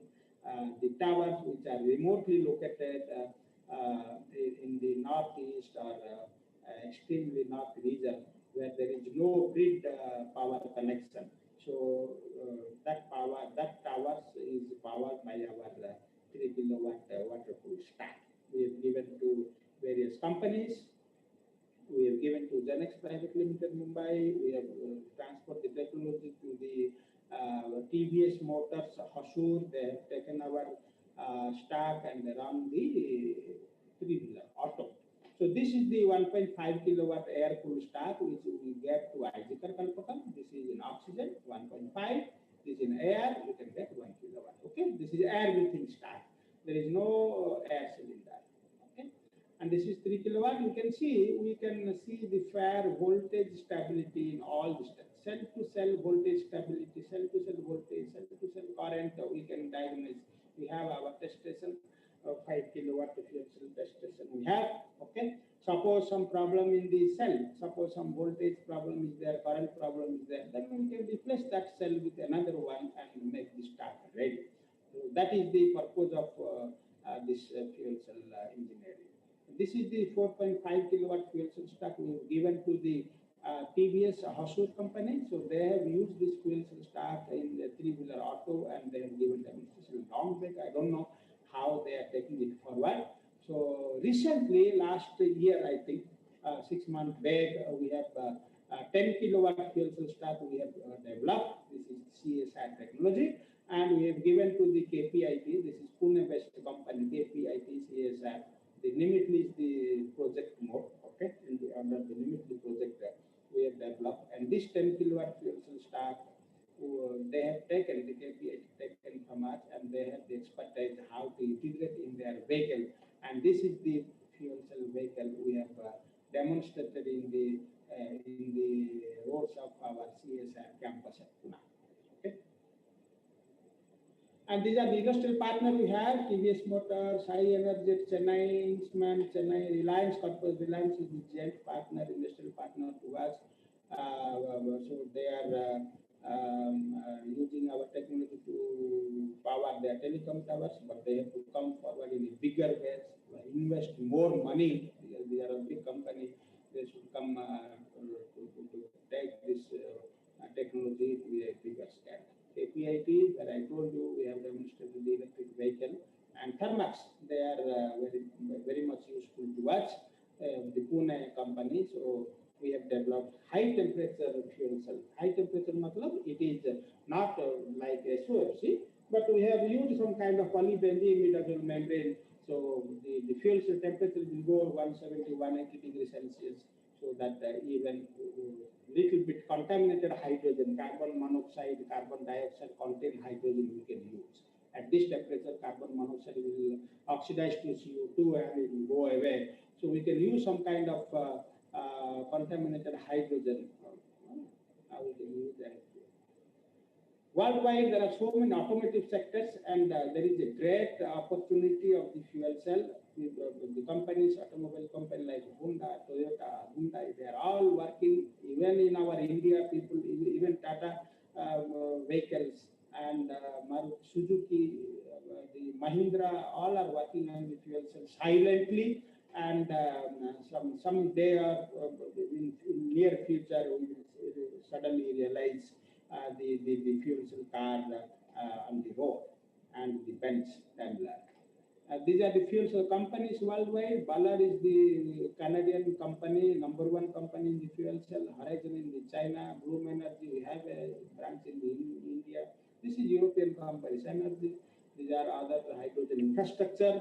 So these are the realization of hydrogen fuel cell vehicle. These are the development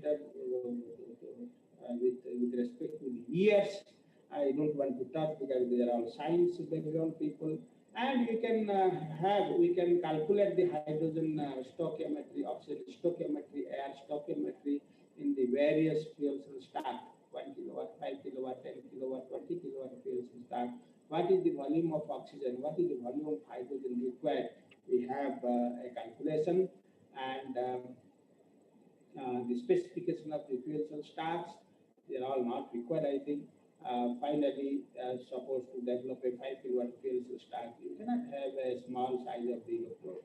We can take the electrode size of around 300 centimeters square or more, and we can around 60 to 70 cells we can connect and in the series and form a stack which will give you the 5 kilowatt fuel cell power. If you need 10 kilowatt, 20 kilowatt, either you can extend these 60 cells to 100, 200, 300 cells, or you can do 3-4 stacks parallelly and connect them all to get the required power output. That depends on how smartly we are doing the engineering. Okay. So thank you very much. I support, this is my talk. I think I have taken you from the fundamental of the electrode, electrochemistry, materials to the fuel cell stack of different capacity and how the demonstration. Okay. So I must thank to the American College and the organizer, Dr. Christopher, Dr. John, Dr. Sheila, Dr. Alvin. Finally, I should thank to the funding agency, particularly from CSIR, DST, and Isaac Kalpakam. I should also thank to my PhD students, Dr. Gospira, Dr. Arun Chandra, Dr. Steffi, Dr. Shino, and Dr. Parthivan. They're all in abroad. Now, currently, Sumant and Parthivan, they are here, they are doing PhD, and some project assistant name is not here. So I should also thank to all the project assistants. They are actively working to make a product, okay, prototypes, and how to compact it. So finally, I should thank to the director and scientist in charge of our unit, so that we are their support to carry out this work. Thank you very much. Thank you to the organizer for giving the opportunity to share my experience on the fuel cell, how to be useful to our country, or to realize the electric vehicle. Okay. I hope the students are benefited. Any questions from the audience? I will be happy to answer.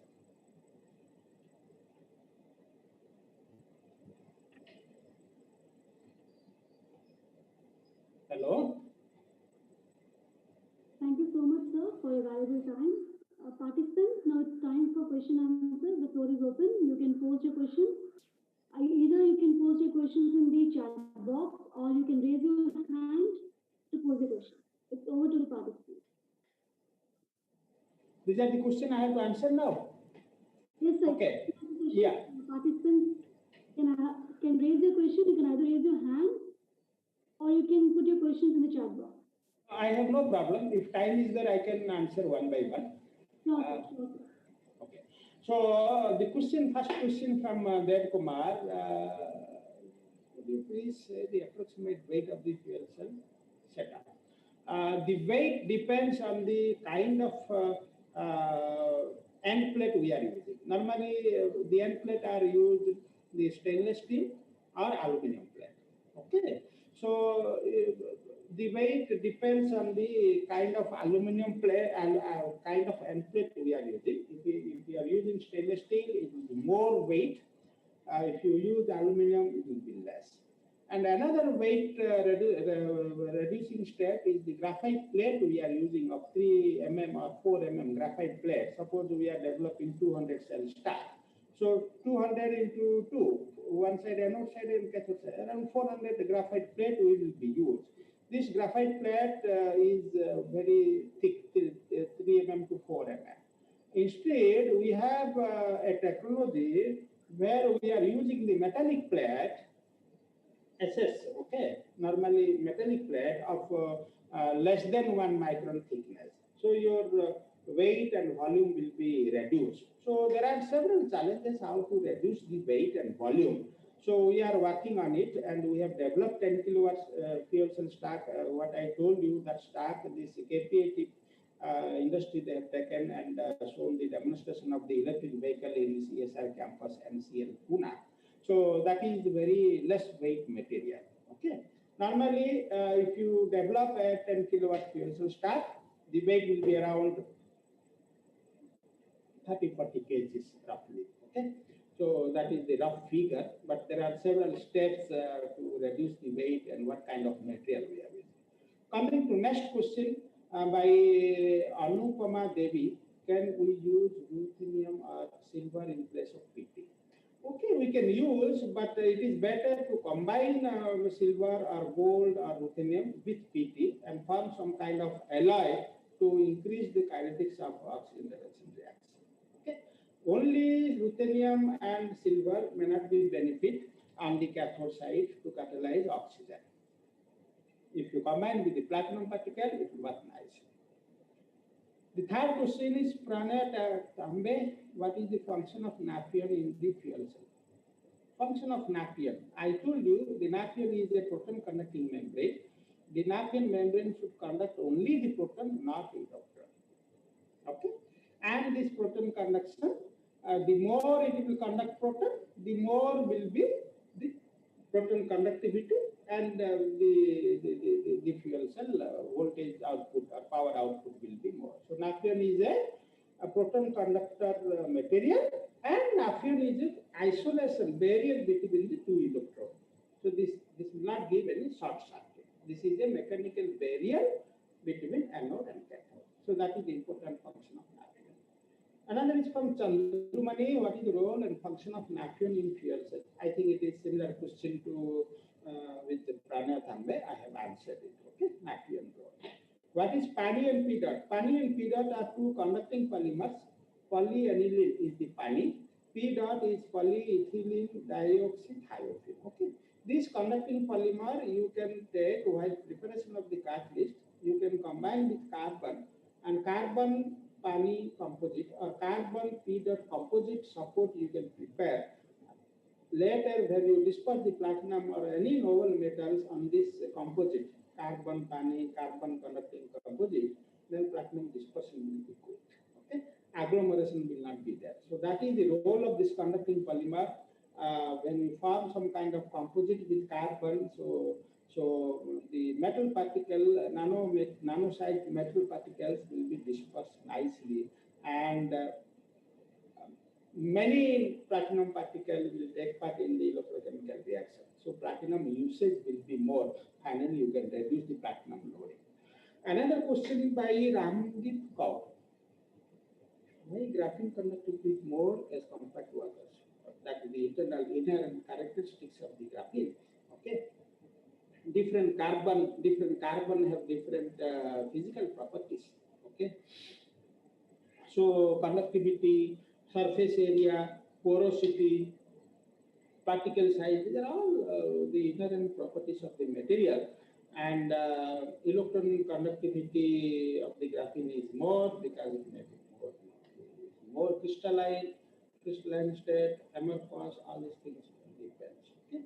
If you do more crystalline, your surface area will be less. If you do more amorphous, your surface area will be more. So there should be a comparison between your crystalline nature, surface area, porosity to have a good conducting carbon support. Graphene is the 2D material, okay, and the arrangement of carbon and other features will determine the conductivity. Last one is Dr. T. Mohandas, privately. What is the driving for the self-assembly of the molecules to have different morphology? Yeah. The morphological behavior of a catalyst plays important. Okay. Morphological behavior means I will talk about the shape and size. Shape and size is that depends on your chemical route, what kind of chemical route you are adopting, how smartly you are preparing the materials. Okay, what is the pH, what is the viscosity, what is the procedures, what is the reducing agent you are taking, what kind of surfactant, what kind of template you are using. That all depends on the synthesis process. Okay, that will give you different morphology. Different morphology will give you the different characteristics of oxygen reduction reaction. Okay, some kind of 2 nanometer platinum particle, 10 nanometer platinum particle. There is a difference. So morphology is very important. That can be tuned, that can be engineered from your synthesis steps. Nanocomposite, how can we identify the constituent element? I think this question is related to the nanocomposite of developing self-immunifying membrane. We can take hydrophilic oxide material, normally hydrophilic ceramic oxide materials like silica, titanium, zirconium phosphate, titanium phosphate. They are all hydrophilic in nature, not titanium nitride, carbides, and all that. They are all not water-loving materials. Okay, so you should have some kind of hygroscopic inorganic oxide materials that we can take and synthesize in a novel way, which will be very, very, very, very nanomaterial. It should not be micron sized and all that. It will not go and mix with the natrium ionomer. Okay, and so you should have some kind of fantastic nanomaterial, either you prepare or you buy from others outer source. Okay, and you disperse. It has to dispersion should be. It has to be either mechanical disperse by ball milling, by sonication, by stirring, or whatever. The mixing slurry is very important, then casting the membrane. Okay, we should have some kind of hygroscopic ceramic inorganic oxide material. That is the good. The last one is Muhammad, advantage of fuel cell over batteries. Fuel cell over batteries. Fuel cell is more energy density device than batteries. First one. Second one is fuel cell is the quick startup, no need of charging. Okay, quick startup. You just pass the hydrogen, your fuel cell will give you the voltage. And if you finish the hydrogen from the cylinder, just you replace it. No need for charging. So in that way, the fuel cell is advantage to the batteries. Quick startup and the high energy density device.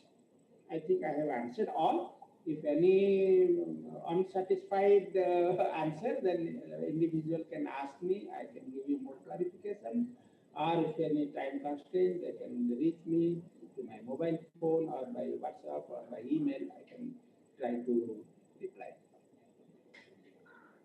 So if there are no more questions from the participant side, So I have a question for you, sir. We know that fuel cells like generate proton exchange membranes, they face two problems. One is temperature, the other one is water flooding. So how to overcome these two problems, sir? Yeah, the water is required for the fuel cell to run, okay, and otherwise the Naphtha membrane will lose its conductivity.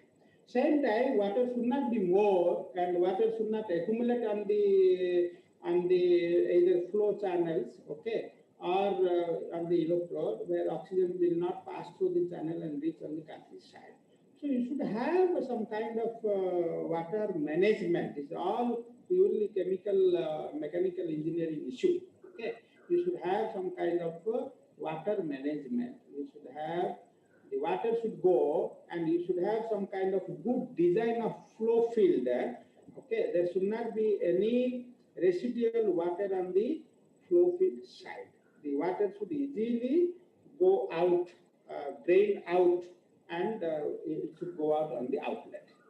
There is an inlet channel, and oxygen will go, water will go, and in the gas channel, oxygen side, along with the gas channel, serpentine channels, what we are using, in that same channel, water molecule also should travel and drain out through the outlet easily. So for that, good mechanical engineering of designing of flow field, flow depth, okay, flow rib to bit, all these things depends.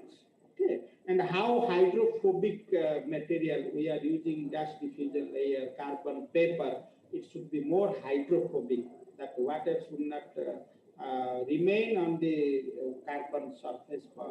Okay, it should have some kind of hydrophobic. So we are doing some kind of Teflonization treatment, around 15 to 20% Teflon treatment we are doing to the electrodes. Okay, so that water will not stick and remain on the membrane electrodes. Okay, sir, I can understand, sir. Thank you so much, sir. So, when will this fuel cells, hydrogen fuel cells, will come to reality? We can use them for our cars, all that. When it will become reality in India now? I told you, as a researcher, I can tell, if you can ask me when you will give the fuel cell or fuel cell stack of this much capacity, I can tell you, because it is in my hand. I have developed all 1 kilowatt or 5 kilowatt, or in the combined project, we have developed 10 kilowatt fuel cell stacks. But the use of this fuel cell stack to the common people, or to realize in the fuel cell vehicle, that depends on so many factors. The industry should come and participate in a big way, okay, for mass production. And there is a limitation to the scientists and the government setup. So we cannot scale it up to the mass level, continuous 24-hour shift-wise people should work, okay, to produce mass manufacturing, so that the cost will reduce, okay. And I told, after developing this fuel cell stacks, there should be an infrastructure of a hydrogen infrastructure and filling station, okay. In abroad, the countries like Europe, Canada, I had an opportunity to go to the international conference, and I sat in the fuel cell car, and I have traveled some 10, 20 kilometers, okay.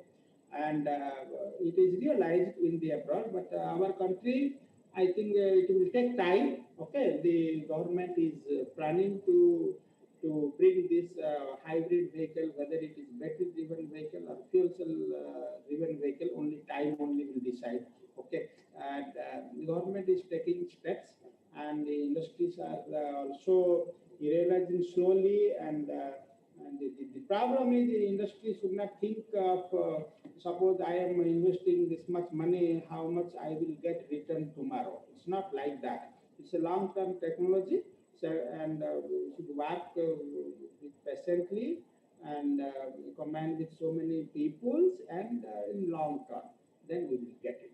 And it is required to our country. Our country, pollution is the major cause.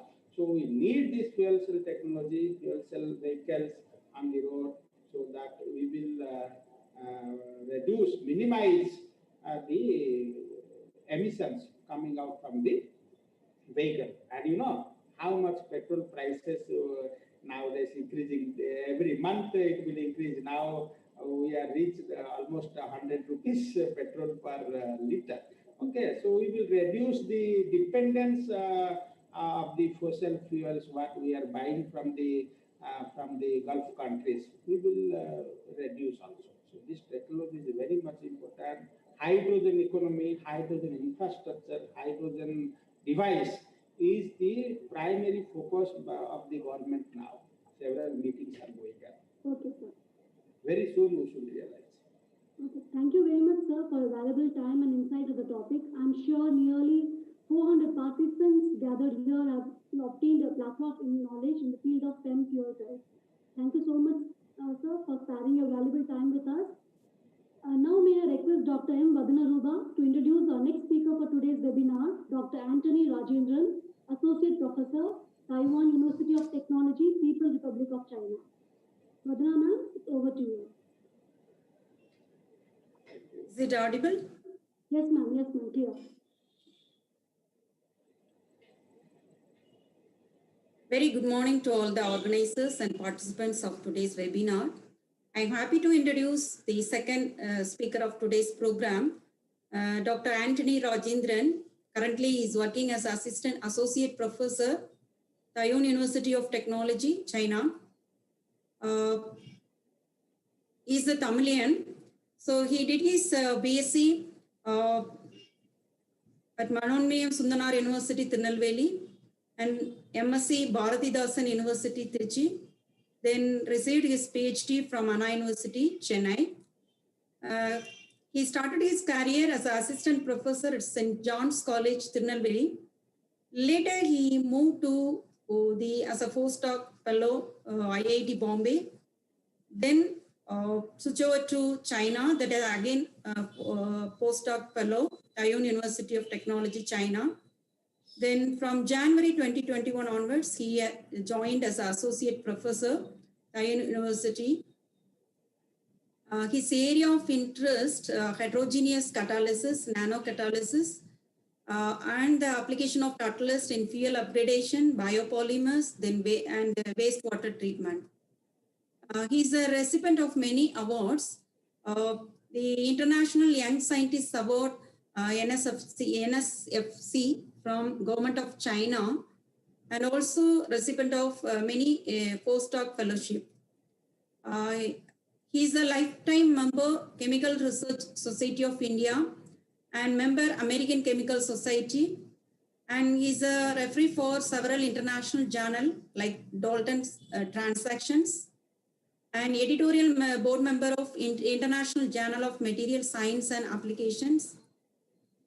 And also he received grants from many funding agencies like DST, SERB, India, Ministry of Science and Technology, China, then NSFC, China. And also he written a book, Synthesis of Mesoporous Material, and also book chapter in Advanced Functional Porous Material, Macro to Nanoscale Length. In his credit, he has more than 36 papers in the reputed reviewed international journals. And also he presented many talk in many conferences and symposium. I welcome you, sir, for this seminar for today's program. Now I hand over the session to Dr. Anthony. Thank you.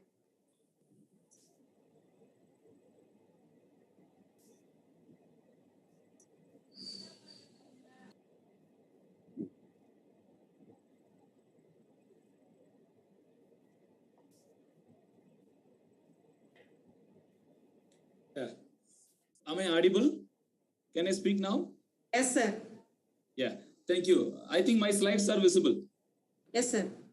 Yeah, I thank the management of American College for this wonderful opportunity to speak in this international conference. I especially thank the principal, Dr. Christopher, and the Pasa ma'am, Dr. Sheila, the head of the Department of Chemistry, Dr. John Akila Swami, and all the other organizing committee members from the Department of Chemistry. And I also thank Dr. Vatnaruba Madam for his wonderful introduction about me. And it's my great privilege because I see more than 400 participants are continuously available in the online to hear this international webinar.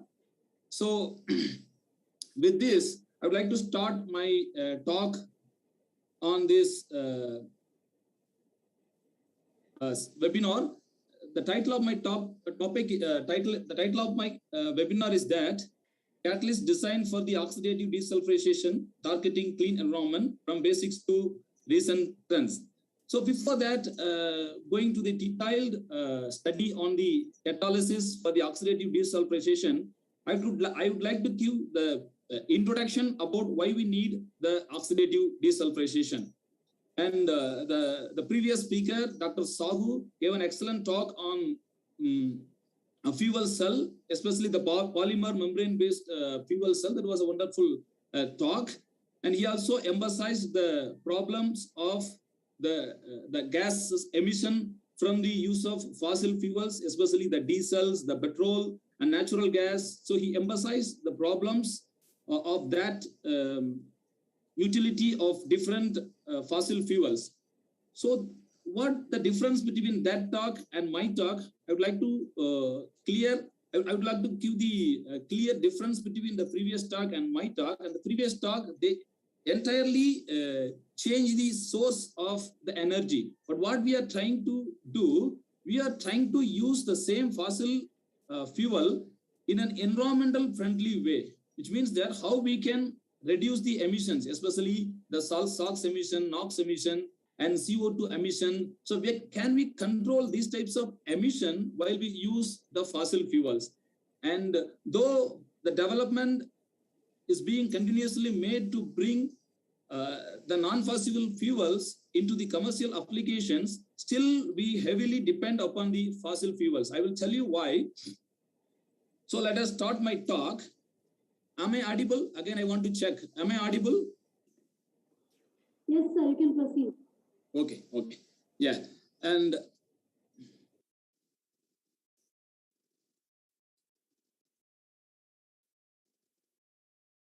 yeah, let me start. Before going to start, I would like to give an overview about how the humankind means we discovered the different, we used the different sources of energy from the nature for our different purposes.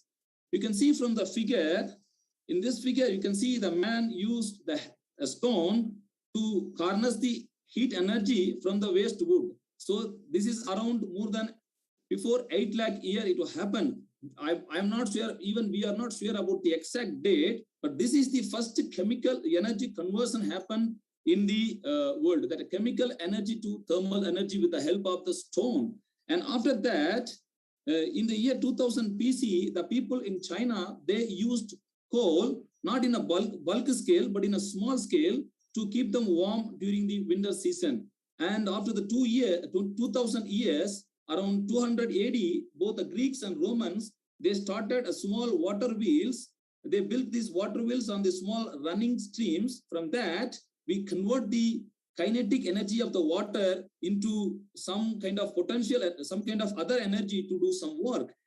After 800 years, the people lived in Iran called Persians. They used the wind energy for thrusting the floor. They used the horizontal windmill to thrust the floor. And after this, the biggest change in the energy sector happened in the year around 1700 AD. Here, the people lived in England, the British people, they found a way to evacuate the water from the coal mines. And this led to the extensive coal mining. And because of that, the people were able to mine more amount of coal. And because of that, the coal replaced the wood as the major source of thermal energy. So we started using coal from, it means extensively from 1700s. Meanwhile, in the beginning of 1800 or in the mid of 1800 AD, the people lived in USA, the American people, they found the first natural gas well as well as the first oil well in USA. And the golden period of the energy sector is between 1700 to 1900s. Here, the small devices related to the electrochemistry and the basic and fundamental principles of electrochemistry were developed in this golden era. And after that, the electrical energy got a bloom, and now we are using the electricity everywhere. Without electricity means the electrical energy, we cannot imagine our life. So what happened after this 1980? What happened after that? We started to convert all the forms of energy into the electricity. I will tell you why. Because the electricity is a clean energy. It will not emit any toxic gases like the fossil fuel.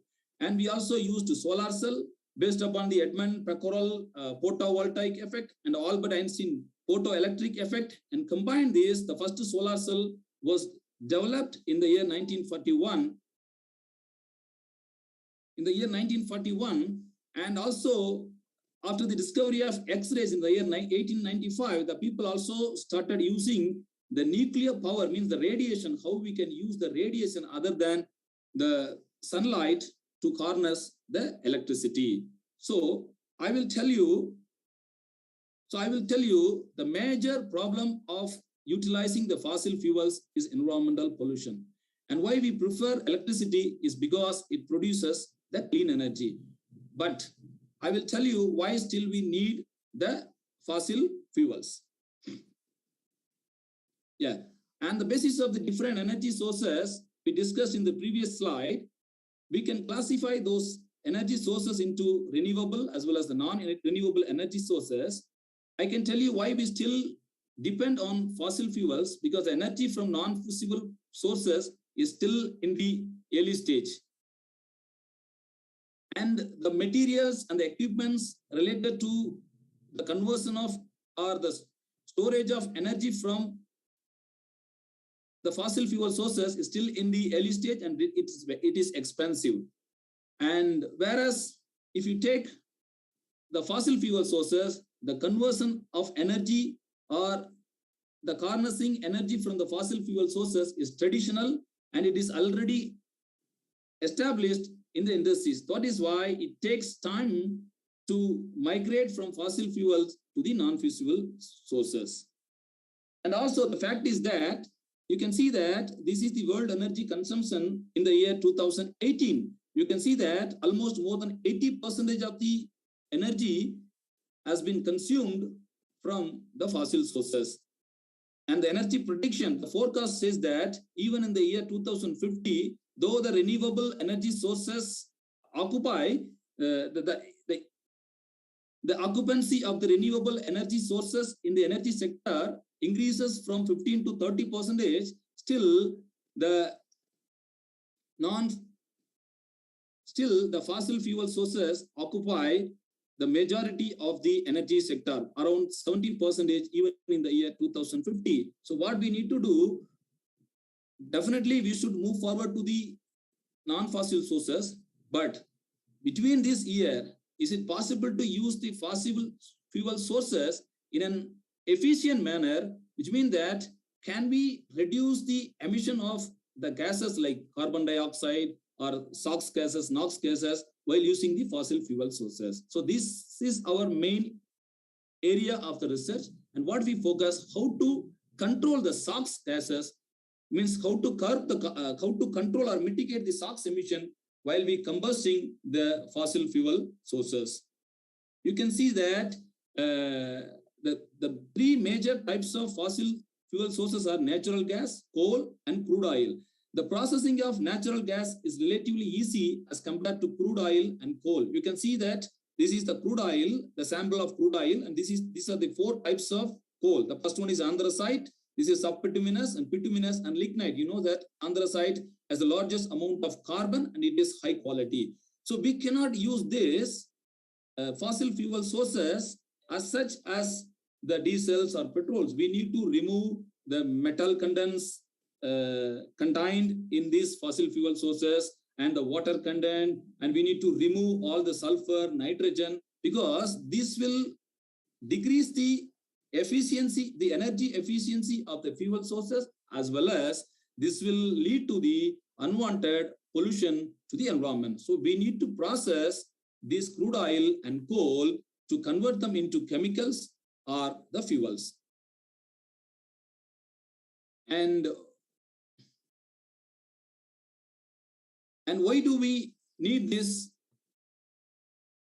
desulphurization? I will tell you, the sulfur is definitely present in the crude oil and also in coal, but its amount depends upon the place from where either the crude oil or the coal is taken out.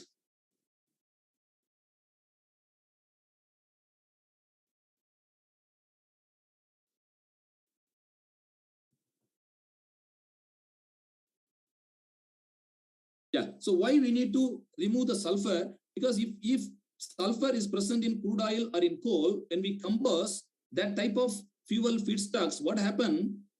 Not only we get the energy, we also get unwanted SOx gases, which are pollutant to the air, which it leads to the air pollution. And when these SOx gases are present in the air during the rain, they yield the sulfur-related acid like sulfonic acid and sulfuric acid, and that causes the acid rain and unwanted problems to the fertility of the soil, and also it leads to sometimes the skin-related problems, and also it erodes the historical monument in the world. And apart from that, if we inhale the SOx gases for the long time, it gives the unwanted respiratory diseases, including the lung cancer. If you are exposed to the SOx gases continuously for longer time, definitely it will lead to the unwanted respiratory diseases. So that we should eliminate the sulfur from the fuel stocks, irrespective of the types and sources. And because of this, you can see that this is the permissible amount of sulfur in different regions of the world. You can see through the years, the permissible amount of sulfur is curbed, which means that we cannot use the sulfur heavily in the fuel. You can see in the Brazil, up to 2013, 1000 ppm sulfur is allowed, whereas now only 50 ppm is allowed. If you take us in China, up to 2008, you could use 500 ppm, or up to 2013, 150 ppm sulfur were allowed. But whereas up to 2017, it was reduced to 50 ppm sulfur, but now only 10 ppm sulfur is allowed in the transportation fuels like gasoline and diesel. If you take in our nation, you see up to 2008, 500 ppm, and now 2018 is only 150 ppm sulfur is allowed in the gasoline. I think now I have heard that amount is still restricted, which means that less than 150 ppm sulfur only is allowed even in India. This shows that the sulfur is very dangerous. So we need to remove the sulfur from the fuel, the fossil fuels. And the important thing is that if you want to eliminate the sulfur from the fossil fuel sources, we need to design the new strategies as well as the new catalysts. That's what we are going to discuss in the coming slides. And basically, to remove the sulfur from the fossil fuels, we should have the idea about the types of different sulfur compounds present in the any fossil fuel. You can see that the types of sulfur can be classified into two types in any fossil. One is inorganic sulfur and one is organic sulfur. This inorganic sulfur, mostly the gaseous hydrogen sulfide, otherwise the elemental sulfur or pyrite, and this can be easily removed either by just the thermal treatment or the froth flotation method, whereas the organic sulfur compounds are relatively difficult to remove, but in some of the organic organosulfur compounds are very, very difficult to remove, and I will tell what are those sulfur compounds. Yeah, these are the types of different organosulfur compounds, and among these type of organosulfur compounds, some of the organosulfur compounds can be relatively easily removed, but other few organosulfur compounds are there, they cannot be easily removed. We need some special treatment, or we need to apply more pressure or more temperature, and sometimes these very stringent reaction conditions are not possible even in the industrial scale because such reactors are not designed yet. And this is the industrial method used to remove the organosulfur compounds from the coal liquid or the crude oil. You can see that this is the catalyst. This is used in the form of sulfide, not in the form of oxides. So the oxide form of this catalyst usually gets sulfided prior to the use. And this process usually requires high temperature and pressure. You can see that this is the chemical process involved during this hydrodesulfurization in the presence of hydrogen. And under high pressure and temperature, the sulfur-sulfur bond or CS bond gets cleaved and it emits the hydrogen sulfide gas and the corresponding aromatic or aliphatic hydrocarbons as given in this picture. Though this process is operative in the industries, this process has several drawbacks. You can see that the byproduct, that is hydrogen sulfide, it needs to be sweetened and by the process called the glass process, or else it requires high temperature as I mentioned earlier, and also it requires hydrogen gases, which is relatively expensive and we need in large quantity, because to sulfide this catalyst also we need the hydrogen, and for the process also we need the hydrogen. So this process is expensive, and moreover it also has the selectivity problems. You can see that instead of eliminating the sulfur, if the catalyst used in this process can also hydrogenate the compounds, which gives the unwanted troubles in maintaining the octane number, so that the selectivity problems comes, and because of the selectivity problems, the octane number of the fuel is getting troubled.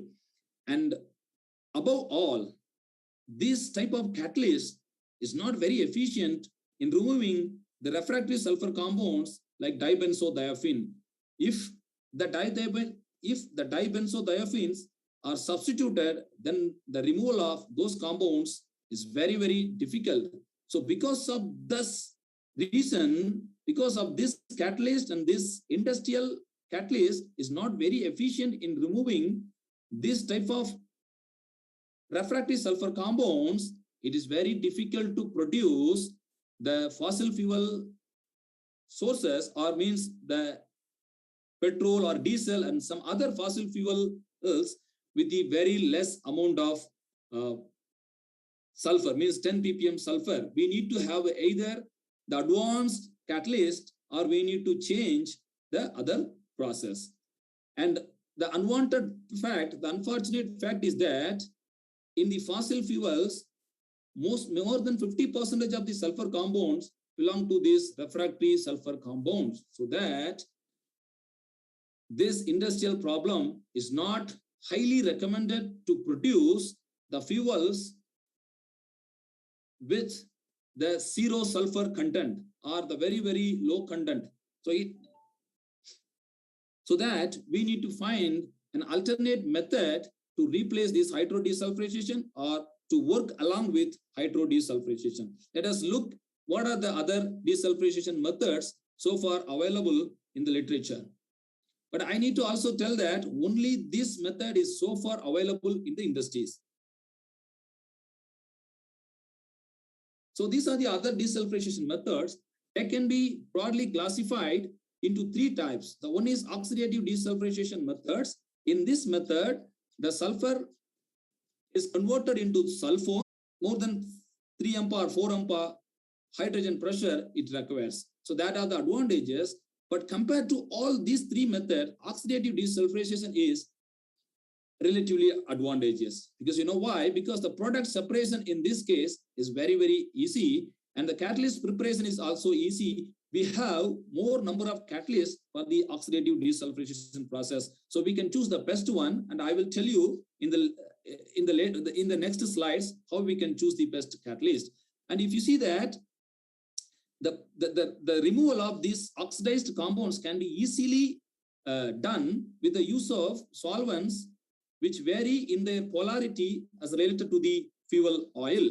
But whereas in this case of adsorptive desulfurization, it is very difficult to remove the adsorbed sulfur compounds from the surface of the adsorbent. Sometimes we need to give more thermal energy to remove the sulfur compounds.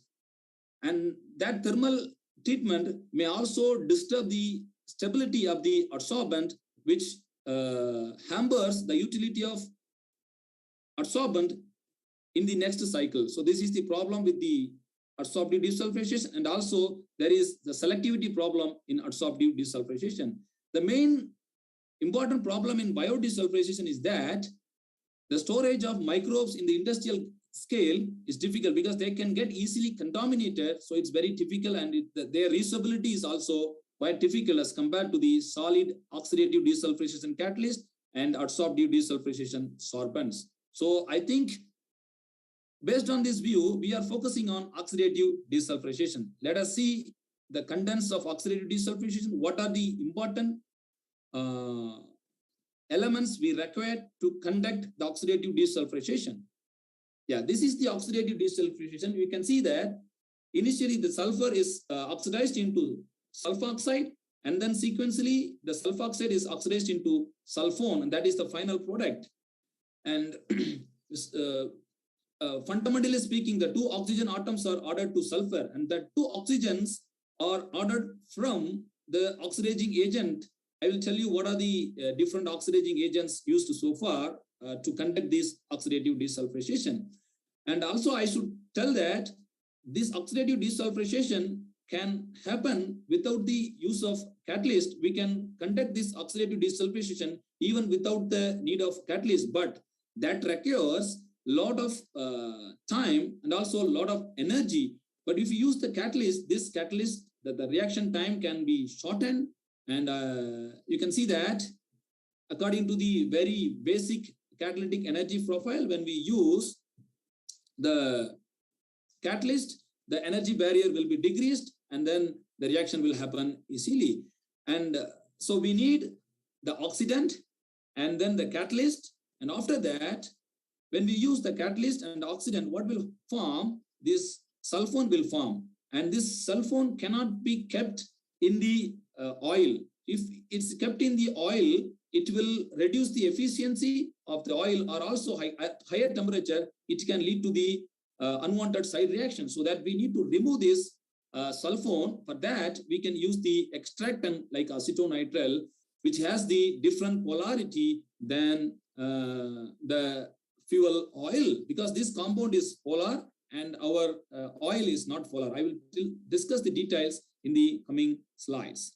So that for executing the oxidative sulfurization successfully, we need to have the oxidant and extractant and catalyst. These are the three important constituents required for the for performing the oxidative desulfurization. I will tell you which is the best oxidant and which is the best extractant and which will be the best catalyst on the basis of our experience.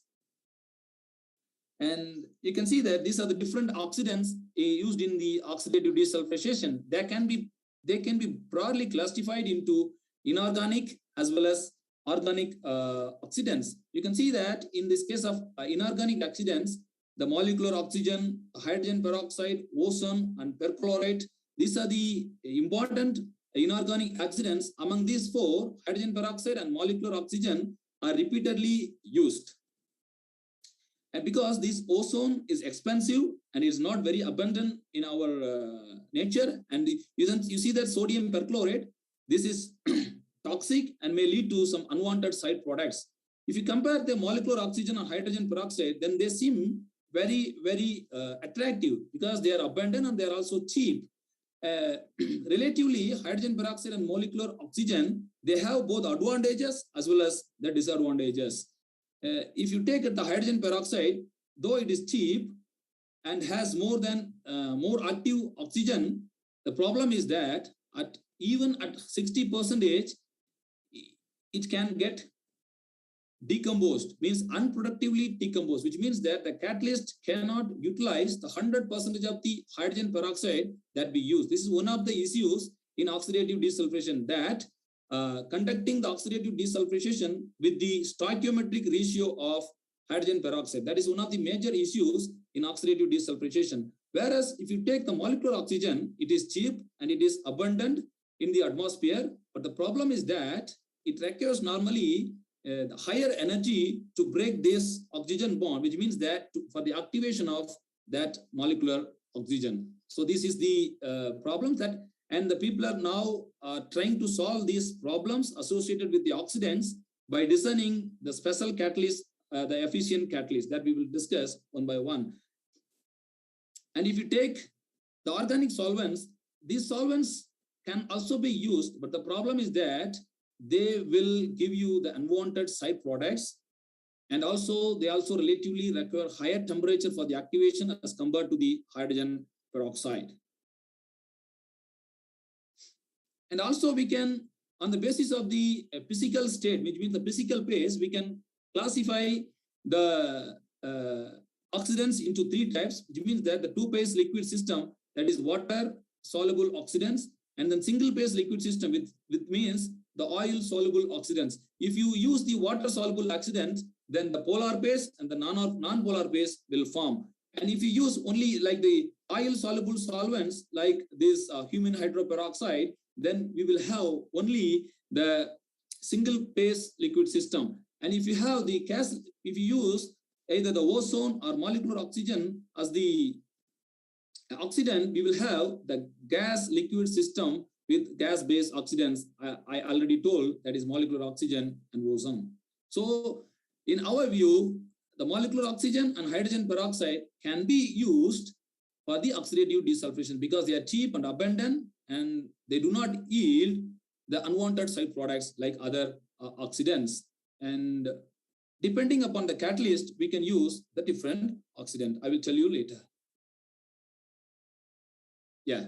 Now let us discuss what are the extractants used in the oxidative desulfurization. I told you that this is the non-polar, and whereas the final oxidized compound of the sulfur compound, that is sulfone, is polar. So after the oxidative desulfurization, if we use the polar solvent, then we will have the two different phases, what is polar phase and non-polar phase, and then we will, that formed sulfone will automatically come into the polar phase, the acetonidyl, and symbol, by using the symbol base separation, we can separate this particular polar compounds, which means then automatically that the particular used fuel feedstocks will be free from sulfur. You can see that this report is published by Thion et al. In the year 2015. They analyzed different solvents to extract the sulfur compounds as well as the oxidized sulfur compounds from the fuel feedstocks. You can see that the methanol, acetonidyl, dimethyl peroxide, and N-methylphenol, this type of different extractant have been used for the extraction. You see that this green symbol means this green one, the green bar mentions the extraction of sulfur compounds without any oxidation, whereas the yellow one shows that the extraction of sulfur compounds with the oxidation. You see, when the oxidation process is conducted, the extracted compounds, sulfur compounds, are increased, which means that the polarity makes the difference. And among the different compounds, you see that during the oxidation, the acetonitrile achieves the highest amount of extraction of the oxidized sulfur compound because of the polarity of acetonitrile. And moreover, when we use the acetonitrile, the other advantage is that there will be no chance for the hydrogen bonding of that acetonitrile. It means that they have no hydrogen, so that they cannot have the hydrogen bonding with the hydrogen peroxide. So if we use the hydroxyl containing solvents like methanol or ethanol, or the amine containing or amide containing solvents, they can form the hydrogen bonding with the hydrogen peroxide, and that hydrogen peroxide efficiency will be decreased, then the activity of the catalyst will be decreased in that particular oxidative desulfurization experiment. So we need to be very careful when we choose the oxidant and also when we choose the extractant. And these are the 3 different types of sulfone extraction we can perform, which means that we can remove these oxidized sulfone, means oxidized sulfur compounds from the fuel oil by using 3 different types of extraction. One is ex situ extraction of sulfones, which means that first conduct the oxidative desulfurization, and after the completion of oxidative desulfurization, add the extractant like acetonitrile, then remove the oxidized sulfur compound. This is the one way. The other way is in situ extraction of sulfone, as given in this picture. You can see that this, maybe I can say it's orange red color. This shows that this is the bottom one is the polar base, which means that acetonitrile, and this is the oil phase. In the beginning, only the sulfur compounds and all are present in the non-polar phase. And when you agitate the solution, the the sulfur compounds occasionally come to the polar base where the catalyst and oxidant is present. And here it will be converted to oxidized form and will stay in the polar base. So that this is called the in situ extraction, which means that we add the extractant while performing the oxidative desulfurization. The other method is the absorption of sulfones over the catalyst surface, which means that some of the catalysts which has the very high surface area and the very special morphology, they can absorb the oxidized sulfur compounds on their surface. But in this case, we should regenerate the catalyst surface before conducting the next catalytic oxidative desulfurization. Otherwise, the activity will get decreased. You can see that in this figure, the green line shows that the catalyst is thermally treated before the next catalytic cycle. The orange-red one shows that it is not thermally treated before the next catalytic cycle. So if we not thermally treated the catalyst, what happens? The oxidized sulfur compounds agglomerates on the surface of the catalyst and it blocks the active sites. As a result, the activity of the catalyst is decreased in the successive catalytic runs. So that we need to regenerate the catalyst surface if the catalyst has the capacity to absorb the sulfones. And another issue is that though we use this extractant, the mass transfer limitation is there, which means that these sulfur compounds are non-polar, whereas this is the polar media where the catalyst and oxidant are present. So this from the non-polar media, the sulfur compounds should go to the polar media. So that time we have the mass transfer limitation, and for that we can use the specially designed ionic liquids, which can have both the hydrophilic part as well as the hydrophobic part. So by using that type of ionic liquids or by specially designing the catalyst, which can form the Pickering emulsion during the oxidative desulfurization, so that we can avoid the mass transfer limitation by the careful design of catalyst or by using the ionic liquids. But the ionic liquid utility is not very advantageous because they are not, sometimes they are hazardous and also they are normally expensive. And so far we have discussed the oxidant and extractant that required for conducting the oxidative desulfurization. Now let us move to see what are the different catalysts that we use for the oxidative desulfurization.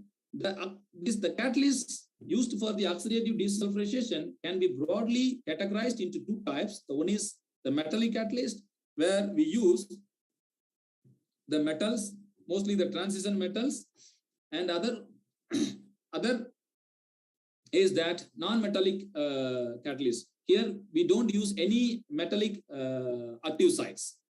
And you can see that these are some of the major groups of metal-based active sites: metal oxide, diagnose, silicase, polyoxometalates, and metal organic frameworks. Whereas the non-metallic catalyst can be classified into carbon-based or the non-carbon based. You can see the mechanism.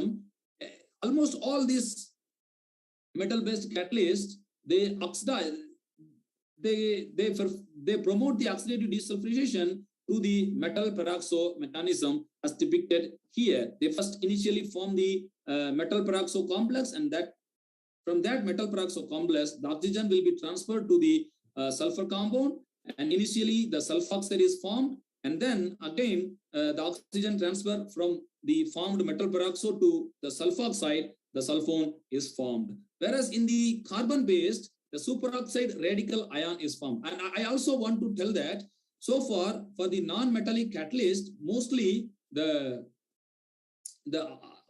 molecular oxygen is used as the oxidant. These non-metallic catalysts are so far found not effective with the hydrogen peroxide. And in the carbon-based catalyst, the carbonyl functional groups are important in carbon-based catalyst. I will tell you why those carbonyl functional groups are very important for the carbon-based catalyst. Whereas the non-carbon-based catalyst, the defect sites are very important, where the molecular oxygen is getting activated.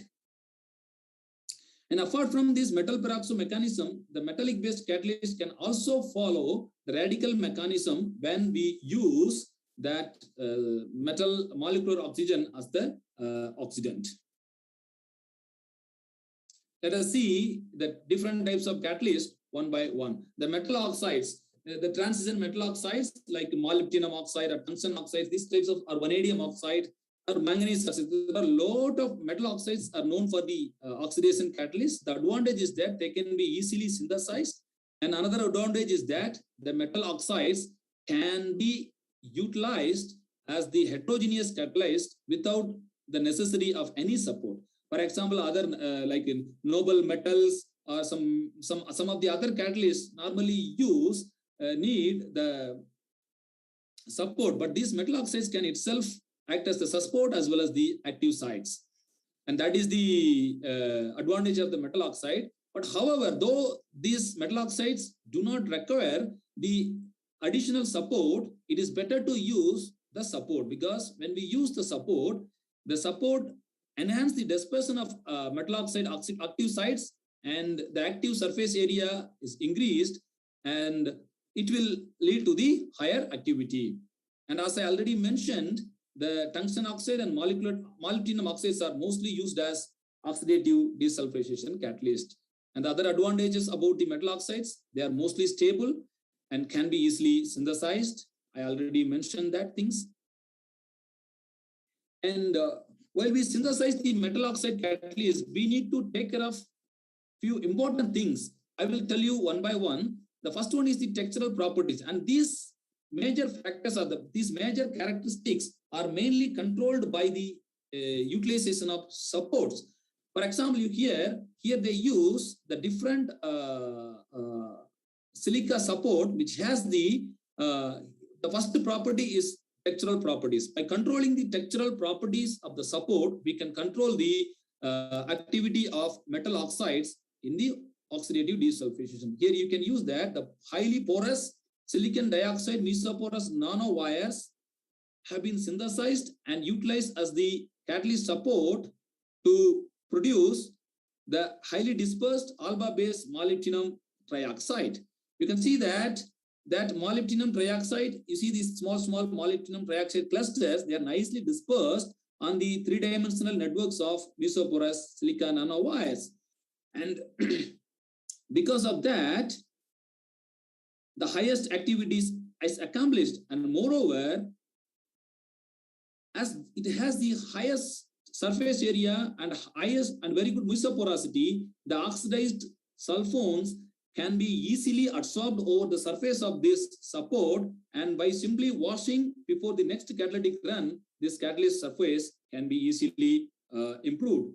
And while we compare this catalyst with the ODS activity of other catalysts used by prepared using other supports like SPF 15 and alumina and fumed silica, this particular catalyst shows the highest activity. This is because of this structural property.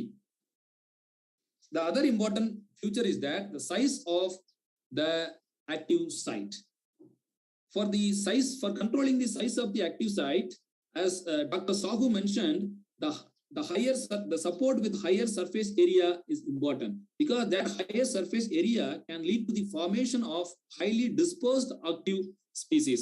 You can see that this is the boron nitrate support on which the tungsten oxide molecular clusters are highly dispersed.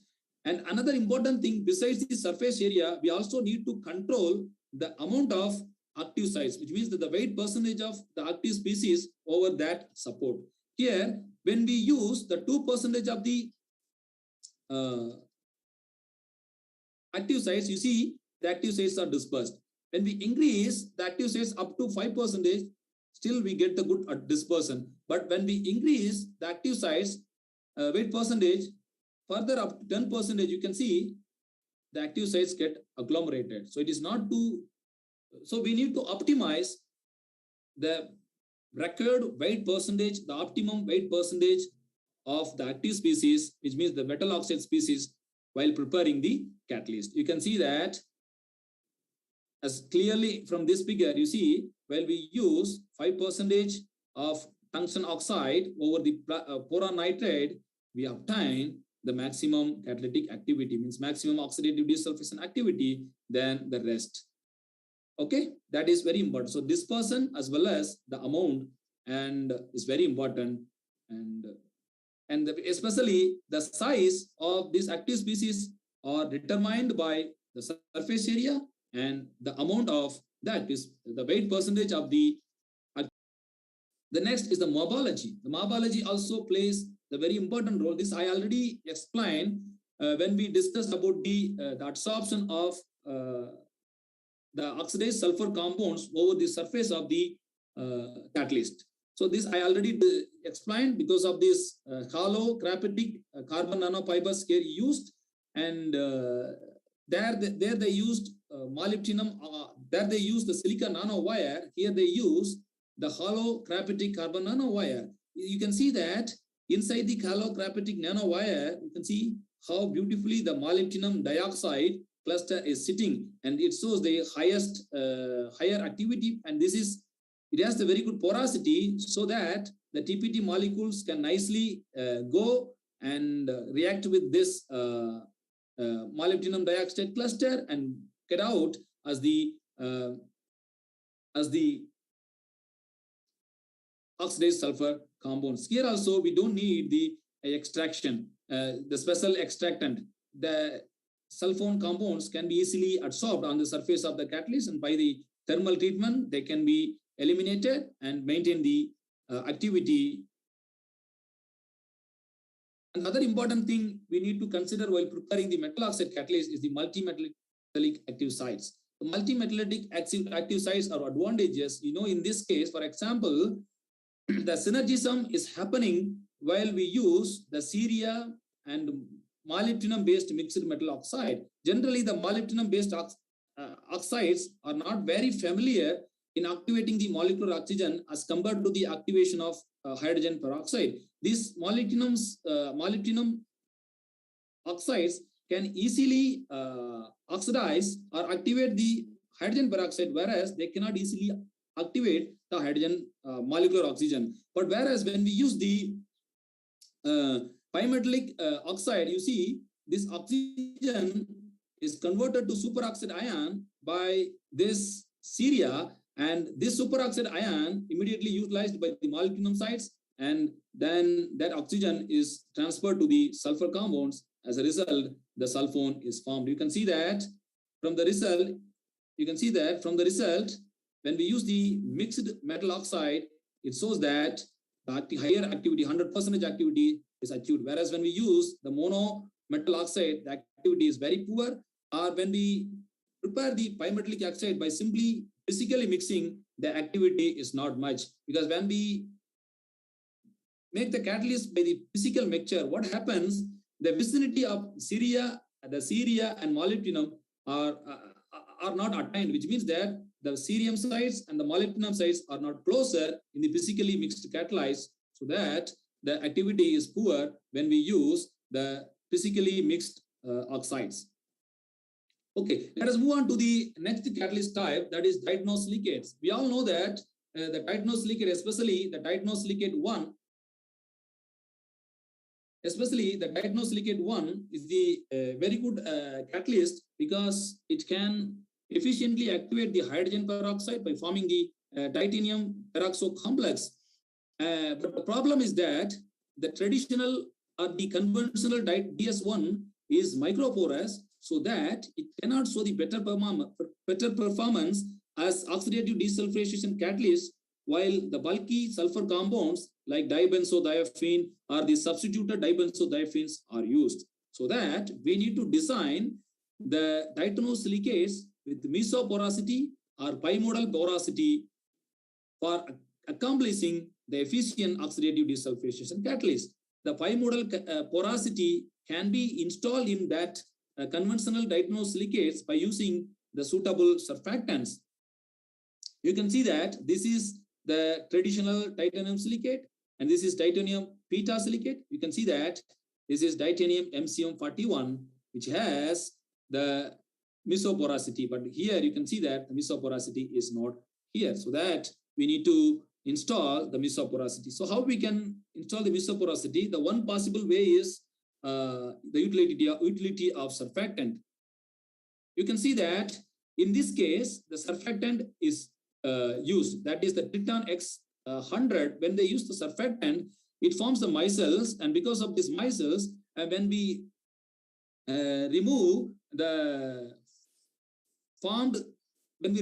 surfactant from the formed liquid crystal template, you see that mesoporosity is formed, and because of this mesoporosity, the activity is attained. You can see that the 1A, 1B, 1C, which means that the DS1 is the traditional titanosilicate, and the 1A, 1B, 1C is the mesoporous titanosilicate prepared by varying different amount of surfactant. You can see that the activity of the traditional titanosilicate, both in the case of diophenol removal and as well as the TPT removal, the activity is less. Whereas when we take the hierarchical titanium silicate prepared using the surfactant, they show the 100% activity both in the case of TPT as well as in the case of diophenol. This is because of the installment of additional mesoporosity in the traditional titanium silicate. And one more important thing when we use the titanium silicate is the hydrophilic nature of these surface hydroxyl groups. What is the problem? This hydrophilic hydroxyl group can interact with this sulfone, and this sulfone will cover the surface of this catalyst due to the hydrophilic interaction between the sulfone groups as well as these hydroxyl groups. What happens, and at the end, this sulfone covers or blocks the active site, and as a result, the activity becomes decreased. So this can be eliminated when we put the hydrophobic agents like methyl group on the surface. Then this sulfone cannot interact with the surface, so that the active sites will remain open for the continuous cycle. And this is about the titanosilicate. Let us move to the other catalyst design. That is the polyoxometallate. Is a very familiar oxidation catalyst because of their the diversity in the oxidation numbers and the multi-metallic characters, and they can have the very rich redox chemistry, and they can easily transfer the electron through the network, and they can also hold the oxygen vacant sites in their structure. So they are the fantastic catalyst for the oxidation reaction, so that it's repeatedly used in oxidative desulphurization. But the main problem is that the polyoxometallates are generally the homogeneous catalysts. So that is a problem. So they cannot easily recover from the reaction, oxidative desulphurization. So we need to make them as the heterogeneous catalyst for the for the benefit of economy as well as to improve the catalytic stability of this catalyst in oxidative desulfurization. So how we can prepare the heterogeneous polyoxymetalates? These are the different method we can follow to prepare the heterogeneous polyoxymetalates. You can see that hybridization, we can use some highly organic based compound, and we can react with that anionic part of the polyoxymetalate, and these two interact with each other and form the hybrid clusters. And these hybrid clusters are not soluble in the common solvents, so they can be used as the heterogeneous polyoxymetalates. The other method is the host-guest method. You can see that here the metal organic frameworks are used as the host to anchor the polyoxymetalates, and this hybrid complex can also act as the employ as the heterogeneous polyoxymetalate. And the advantage is that as the metal organic framework has also have the metal nodes, which means the active sites, this can be behaved as the bifunctional catalyst during the oxidative desulfurization. The other method is simply just disperse the polyoxymetalate on the support surface like silica, alumina, or titania without any interaction between the support as well as the polyoxymetalates.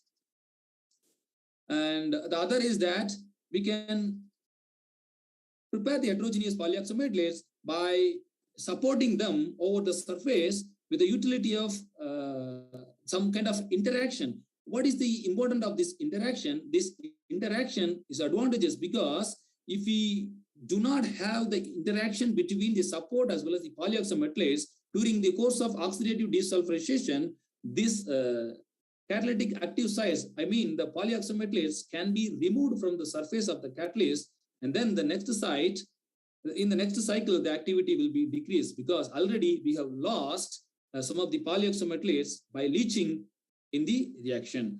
So that we need to have the interaction between the support as well as the polyoxymetalate. You can see this is the chemical interaction in the form of a covalent coordinate that happens between the amine functionalized silica with the tungsten oxide, tungsten oxide cluster, means the tungsten based polyoxymetalate. Here the ionic interaction is happened. Here you see that nicely the LDH, these are the two layers of LDH, the layer double hydroxide, and the polyoxymetalates are nicely placed in between the layers of the layer double hydroxide, where the ionic interaction is operating between the polyoxymetalate and then and the layer double hydroxide. And so these are the different methods by which we can prepare the polyoxymetalates, heterogeneous polyoxymetalates for the oxidative desulfurization applications. The other type of catalyst is the metal organic frameworks. That the third type, we all know that the metal organic frameworks are very famous because they are crystalline and they are porous and they have very rich porosity in their structure. And we all know that how the metal organic frameworks are generally prepared. They are generally prepared by the well-known solvothermal method. And another advantage is that we can tune the shape or porosity or the functionality of the metal organic frameworks so that it's very advantageous. And what is the advantage between the metal other catalysts like titanosilicate catalyst or metal oxide or the polyoxymetalate? The most advantage is that we can have some reactive functional groups in the structure of metal organic framework, which is not naturally possible with the metal oxide or other titanium silicates, otherwise in the case of polyoxymetalates. But we can have the variety of functional groups like nitro group or amino group or carboxylate group in the structure of metal organic framework. And among the metal organic framework, the most important metal organic framework is the University of Oslo, that is 66, UIO 66 is the zirconia based metal organic framework is very famous because it's very stable. It has the high mechanical strength so that it can be recommended to the industrial application. But and this mechanical strength basically arises from the strong metal ligand interaction occurs between the zirconia 6 secondary building units. And but the problem with this, though it has the highest mechanical strength, the problem is that it does not have defect. Because of the lack of defects, the bare UiO 66 is not very active. So we need to introduce some defects in the structure of UiO 66, and that can be done in different way. Either we can reduce the crystallization time, which means the preparation time. When we do that, the defects are there, and because you can see that when we prepare the UiO 66 at very less time, I mean 0.5 hour means 30 minutes, the activity is very high. But when we allow the UiO 66 for the complete crystallization, which means that without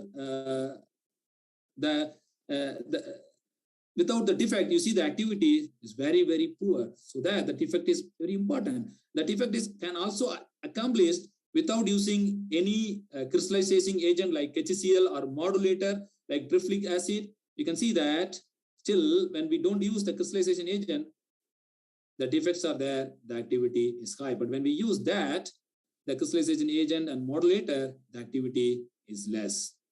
On the other hand, you can see that here also the same thing. When we use the catalyst without the defects, you see the activity is less. But when we displace, which means that when we replace some of the zirconia by titania, the defects happen, and because of that, the activity becomes high. Because you know that the titanium is good at activating the hydrogen peroxide, which means that the structural metal defects, the defects is called the structural metal defects. And, the activity of UiO 66 can also be tuned by introducing some of the functional groups or by preparing in a green method, which means without any solvent. So when we prepare this without any solvent, the activity is high, especially when we introduce the nitro functional group, which means the electron withdrawing group. This electron withdrawing group makes the zirconium in the metal organic framework electron deficient, and because of that electron deficiency, that zirconia activates the oxidant very quickly and efficiently, so the activity is high. When we put ammonia in the structure of this functional group in the metal organic framework, what happens? The activity is decreased because this is electron donating group, and this when this amino groups donates the electron, the zirconium centers become electron rich, the activity become decreased because they lose their ability to activate the hydrogen peroxide. So that these are the different methods so far known to control to introduce the defects to accomplish the best activity in oxidative desulfurization. The other catalyst type is metal-free catalyst. I told you in the last slides when I classify the catalyst into different types. One is metal-based and metal-free catalyst. The metal-free catalyst, basically the carbon-based materials and the boron nitride-based material, the non-carbon-based material. So far, boron nitride material is a familiar metal-free catalyst. That is the non-carbon metal-free catalyst. You can see that. Let us discuss one by one. The carbon-based materials, example graphene, and they have the efficient to, I already told, they can only work with the molecular oxygen. And relatively as compared to when you use platinum or some palladium, that type of noble metals for the activation of oxygen, they need relatively higher temperature. And as I already mentioned, these carbon-based materials, in these carbon-based materials, the oxygen functional groups are very important, especially the carbonyl groups. Why?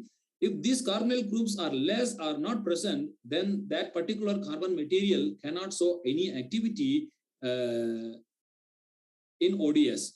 Because you see, because of this carbonyl group has the electronegativity, and it means the electron withdrawing group. So the electron is flowing from here to this carbonyl group, and as a result, the electron density on this particular carbon atoms becomes less, and this is electron deficient. So because of this electron deficiency, the oxygen atoms gets activated here and forms the superoxide ion.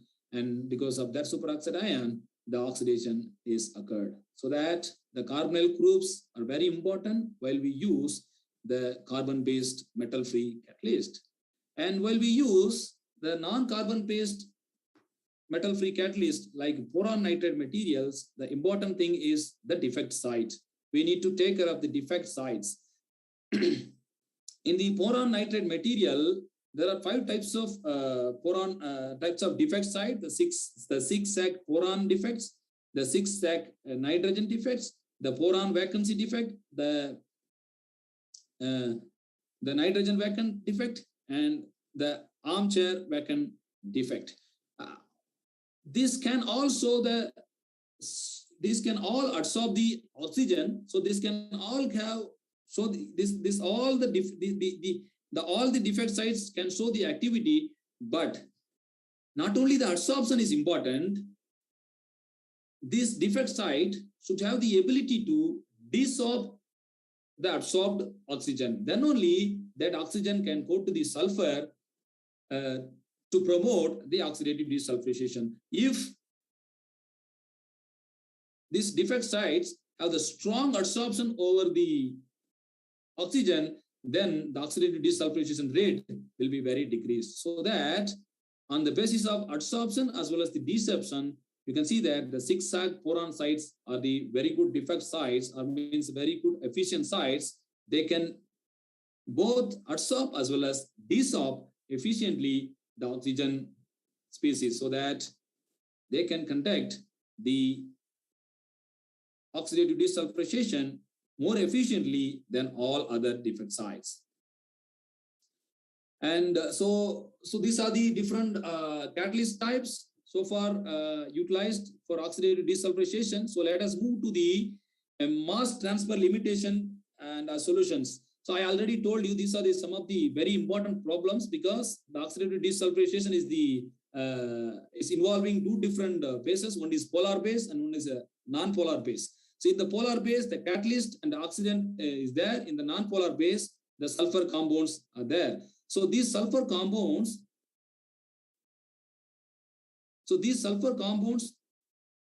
should come from this non-polar base to polar base, but it is very difficult because of the variance in polarity, and these compounds basically non-polar, so it cannot quickly come to the polar phase. So that we need